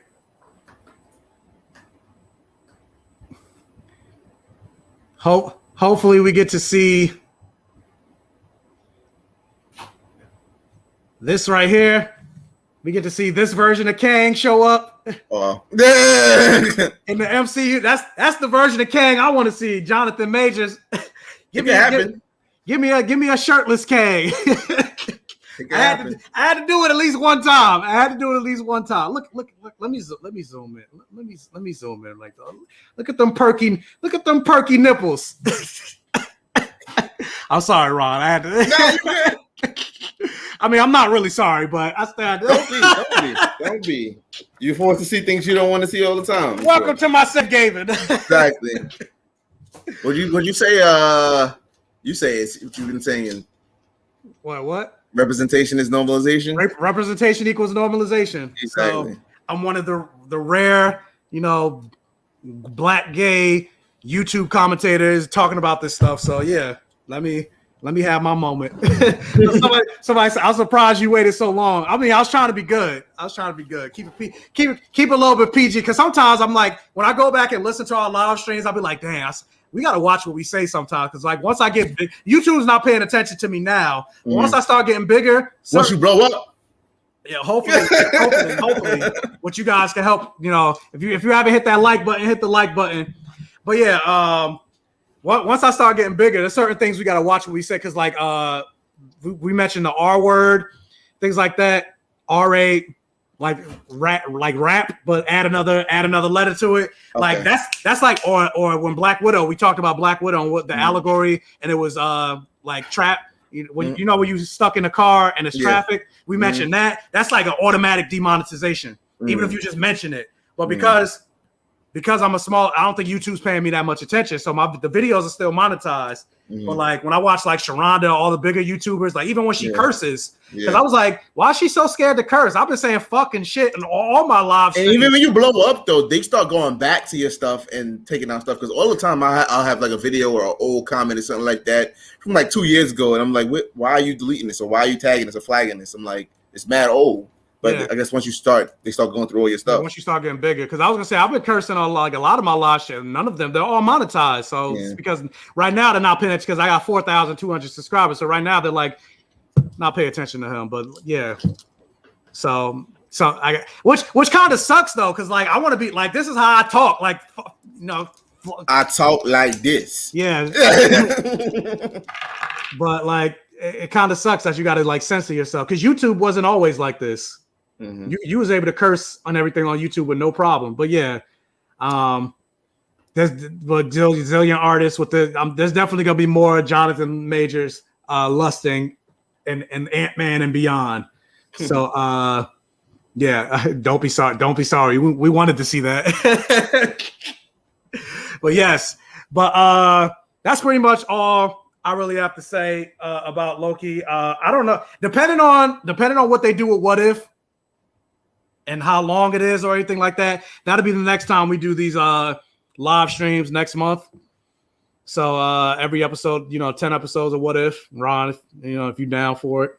And then depending on how much there is to say, because we don't know, like, how it's going to be shaped. Yeah, how it's going to be structured to be like, oh, is there really much to talk about? Or otherwise, the next one will probably be. Otherwise, more than likely, the next one will be Kamala Khan, Miss Marvel. Yeah, I'm super excited for that one. Yeah, I'm excited for that one. But Ron, if you want to plug yourself one more time, because we have more people joining the chat, people joining from Twitch and Facebook. So yeah, plug yourself one more time. YouDon'tReadComics.com. Click on that and click on my articles and read some interesting op-eds, a lot of stuff about comics reviews, the comics that you should be buying, the comics that suck, opinion pieces. Hit me up on Instagram for memes. Hit me on Facebook for memes. Hit me up. I don't know if I agree with this one. I just noticed this. The female characters in DC are better. Where? Yeah, I was like, I don't know if I agree. I like Barda. I like Wonder Woman. I like Zatanna. Who else? Vixen. And I could go forever with Marvel though. Yeah, and most of them are X-Men. Like most of them are X-Men. Yeah, the best X-Men are women. The best X-Men are women. Yeah. I always say that, and then some white male kind of Wolverine. You've never read a comic. Yeah. Or they're like Gambit. Based on what has Gambit done in the comics? Nothing. You think about exactly. You think about the animated series. Exactly. But I could go on forever for Marvel, but like. DC, it's like I'm pulling hairs, like This I consider this a double entendre. Ooh, give me that Kang. Hey Kang, give me that Kang. And then give me that Kang. Yeah, give me that Kang. That Kang. But yeah, they agree. They don't give. I bought her. They gave her a one shot not too long ago. I bought it. Nothing came from it. She was in another. She was in the Outsider series, I think. Nothing came of it. I mean. They don't really care. What I'm saying, they're trying now because we are getting a Nubia solo. We'll see if that blows up. We did get Static. We're getting more milestone stuff. But even at first, they didn't want to give us that stuff in print. It was digital only. So yeah, it was digital. People had to be upset, like backlash. Exactly. Yeah. So we got to go out and really got to support that stuff. I don't know how well Static is selling. Next time I go to my LCS, I'll ask. But he still has a lot of Static books left. And I'm like, if I bought 15 and you still got books, then But DC started. DC is the one that started the whole fridging thing. Yeah, Kyle Rayner. Yeah, Kyle Rayner. Yeah. But yeah, so when you do blow it, stuff will be taken down. I mean, well, hopefully not. But because I'm like looking at my DC, I'm looking at all the women. It's like what I got Supergirl, but no, whatever. No, I mean Batgirl, maybe. Yeah. I put all my DC stuff in storage because I really didn't even want to look at it anymore. But yeah, but like Marvel, you got of course Storm. Like Storm takes the number one spot. Monica, name all the X-Men, but not even just the X. Monica Rambeau, Riri Williams, She-Hulk, Kamala Khan, She-Hulk. Like I don't even have to go to. Granted, most of them are X-Men, but you don't even have to go to the X-Men. I can name like 20 X-Men women straight up. Laura, like that are all better than damn near all the women in DC. Exactly. You mentioned Magic. Yeah. Like, yeah. Echo's gonna be in Hawkeye too. Yeah, Echo's going to be in Hawkeye, and actually paid by an indigenous and deaf actor. Yeah. So that's cool. I mean, Marvel's definitely course correcting in terms of like the lack. Yeah. They've always been inclusive. There's a lot of documentaries you can watch about what Marvel was doing in the 80s, and they were pushing that. Especially Chris Claremont. He was always pushing people of color. He was always pushing women. Yeah, Marvel's the first one out. Yeah. Marvel's the first one to do a black superhero with Black Panther. Exactly. The Claremont has a really good documentary on Amazon. I don't know. I forget the name of it, but just go to Amazon if you have Prime and put in Chris Claremont. And I saw it. It was really good. I don't remember what it's called, but yeah, Chris Claremont wanted to do a lot of stuff, but he was ham-fisted. Yeah. He wasn't allowed. Yeah, because he wanted. For those of you that don't know, in the comics, Mystique is actually the mother of Nightcrawler. Mm-hmm. And the stepmother to Rogue, but she was dating this woman named Destiny. That's her wife. Mm-hmm. But with Chris Claremont, he actually wanted Mystique to change into a man and impregnate Destiny and let Mystique be the father of Nightcrawler and Destiny be the mother. But Marvel was like, nah, you can't, you're not doing that. So that's when they made Azazel, Nightcrawler's father, and Mystique the mother.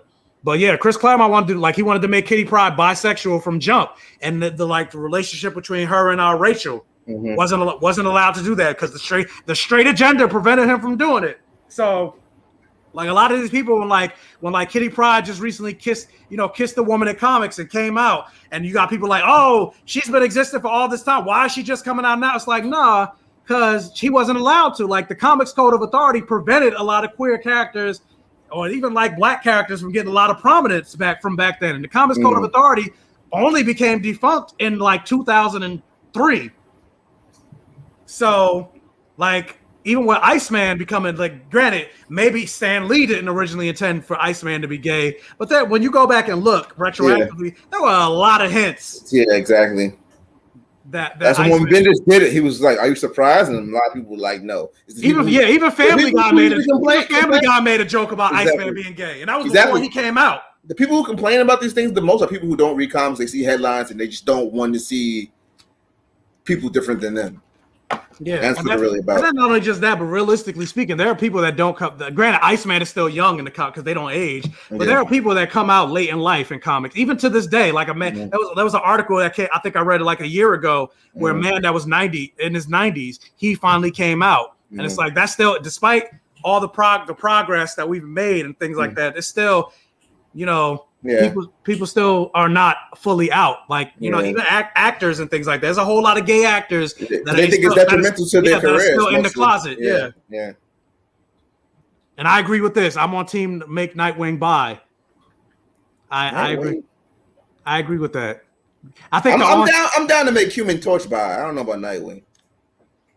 I mean, with Marvel DC. You're right. But no, I'm down to make Tim gay. But if I was just about to say, if I had to pick one, though, it would be Tim Drake. Yeah, Tim Drake should be gay, and he should be with Connor Kent. That's the only thing I'm for. But Human Torch. I mean, they kind of teased that Human Torch was pansexual. He had a whole thing with Dakin, but then they never touched on it ever again. It's something that writers want to do, and editors are like, yeah. So I don't really blame the writers, Yeah, because there's a panel where Dakin is putting his jeans back on after, and Human Torch is putting his clothes. It looked like Johnny Storm just got finished because he's got finished buttoning up. I'm like, that's exactly what they were just doing. Yeah. And it wasn't the pheromones either, because when you get to X Factor, Dakin says I don't make people because I saw other people say that, oh, it was his pheromones. He's not really gay. It's no, Dakin, his pheromones, he can't make you do what's not already there. Mm-hmm. He can just bring it out of you. But yeah, Tim Drake has bi energy. Yeah, I mean him and Stephanie Brown, but I feel like him and Connor, that's OTP right there. Yeah. Is Namor bi? My mother. I just told my mother I'm live and she's calling me. But is Namor bi? I don't. If he is, they never talked about it. Yeah, I could definitely see that though. Yeah, definitely. But he want that. He wants Susan. I mean, of course that's the number one. But Namor is number one. Everybody's attracted to me, kind of, But no, I can definitely see Namor being bi. Yeah.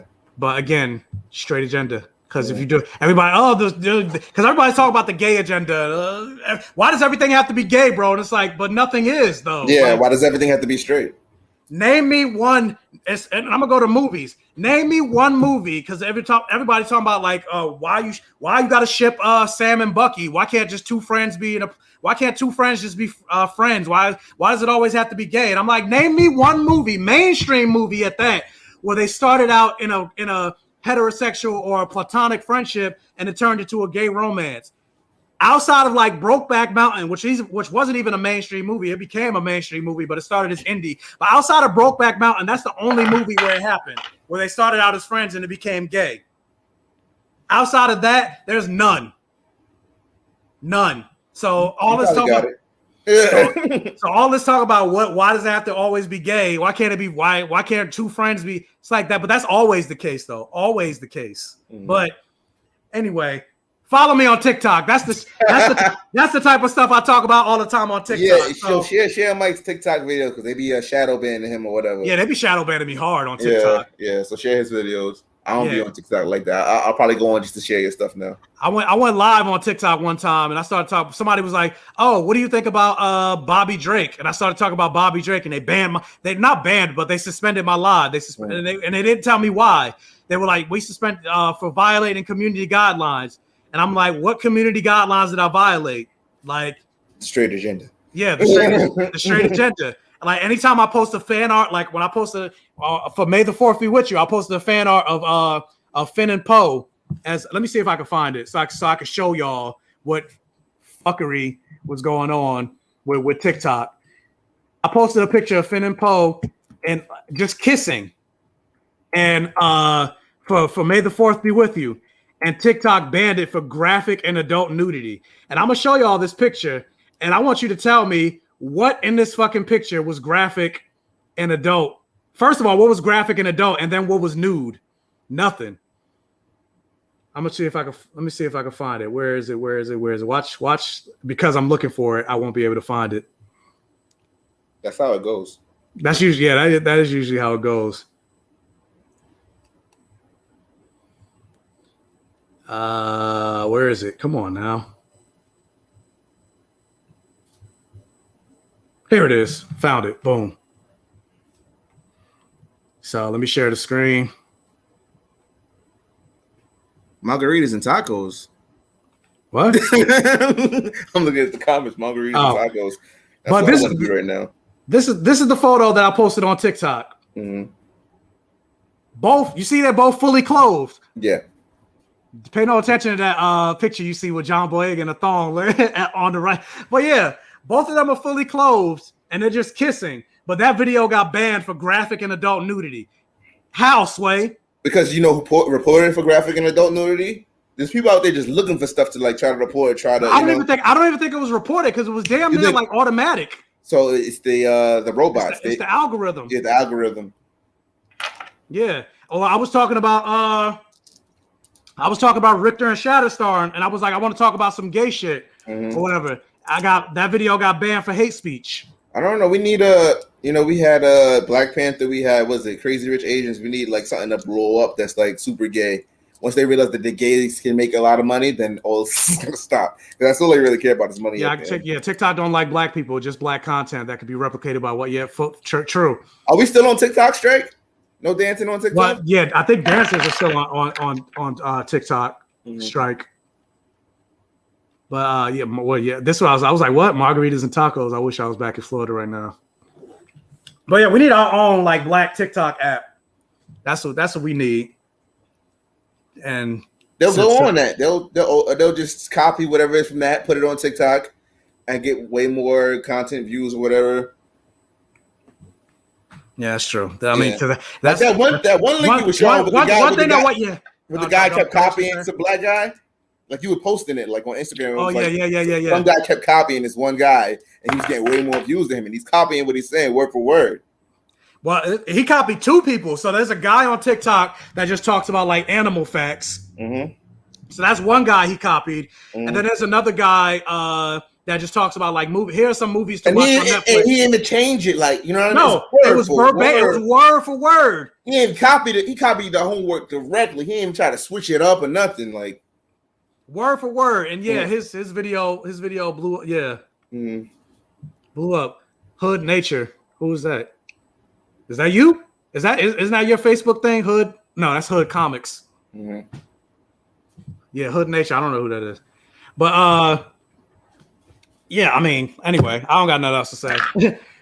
So yeah, guys, if you want, I know it's been a 2-hour stream, but if you are interested at 8 p.m., I will be jumping over to Movie Files' channel, Elliot, and we will also be talking about episode 6 of Loki. Obviously, it was with different people, so the conversation is going to go different. And I'm not leading the stream this time, so who knows where the conversation is going to go. So if you're interested in coming over there, come over to Elliot's channel, Movie Files. I call him the Nick Fury of YouTube because he gets so many people on his stream. Big YouTubers, small YouTubers, it doesn't matter to him as long as if he likes talking to you, he's gonna have you on, and that's something I like about Elliot because some people they get a little vanity. Get big at it. Yeah, what's your numbers? What's your numbers? Like he doesn't mind having people.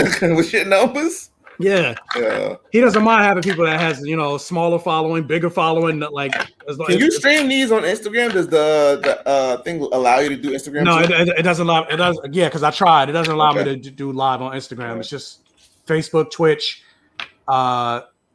YouTube, and then there's also there was one more that I've never heard of. Yeah, I think I'm gonna start going to Instagram Live. I posted a meme the other day and it got 50,000 likes, and I'm like, whoa, what's going on Instagram? So I think I might post it on Instagram more. Wait, what? We really didn't talk about Loki though. What are you talking about? We talked about where you was at? Yeah, where you must have came in late. Where your ass was at? Yeah. He wanted them black folk that they come. Granted, I don't know if he black. He comes to the cookout bad late. Come to the cookout late. It's like, yeah. I was just about to say that. I'm like, I done went through all my pictures. I went through mad pictures of Loki. Like the rib's gone, bro. Yeah, the rib's gone. Like I started from the beginning to the end. I talked about the show beat by beat. All we got left is hot dogs. Yeah, I'm like, what do you mean? What do you use to stream simultaneously? I have a StreamYard. I use the paid version of StreamYard, so I pay $20 a month for the paid version of StreamYard, and so that's what allows me. If you do the unpaid version, it just allows you to do YouTube, but if you do the $20 a month version, it allows you to do YouTube, Facebook, yeah, and it also gives me that's how I was able to share my pictures. Or why you see on the background, I got the photo of all the different Kangs. It's because of the paid version of TJC. If you wanna, you could. I mean, even though we're live, you can go back and you can rewind the chat or go back and watch the replay. Or if you just want to get my thoughts, you can check out my solo.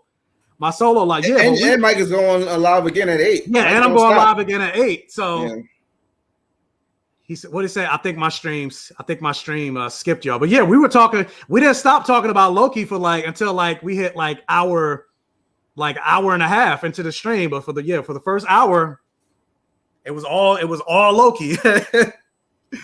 But with that said, yeah, guys, check me out. I don't know what the next thing I'm reviewing is whenever I have time. So yeah, but just if you're not subscribed to my channel, subscribe to my channel. If you're on this stream, if you're watching on Facebook, check me out on YouTube, subscribe to my channel. I talk about, like I said, if it has blood, sex, gore, and magic, I'm more than likely going to be interested in it. So I'm going to be checking about it. Most of the stuff I review is from a fantasy sci-fi perspective, but every so often I might check out something that's non-sci-fi fantasy related and maybe review it, especially if it's black.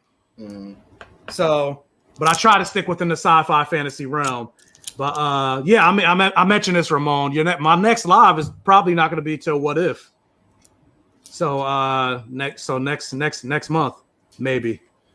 But be on the lookout for that. Hit that bell notification button so when I do post the notification that I'm going live, you get notified so you guys can pull up. Thank you guys for joining me in the live. For those of you that watched the whole live, thanks for watching the whole live. If you watched the little bit of the live, thanks for watching anyway. Hopefully you all hit that like button. And yeah, we out. Before I do this Elliot stream, I need to order something to eat because I'm hungry. And yeah, so check me out at 8 o'clock if you're interested. And yeah, we gone. Somebody gonna get tacos and margaritas.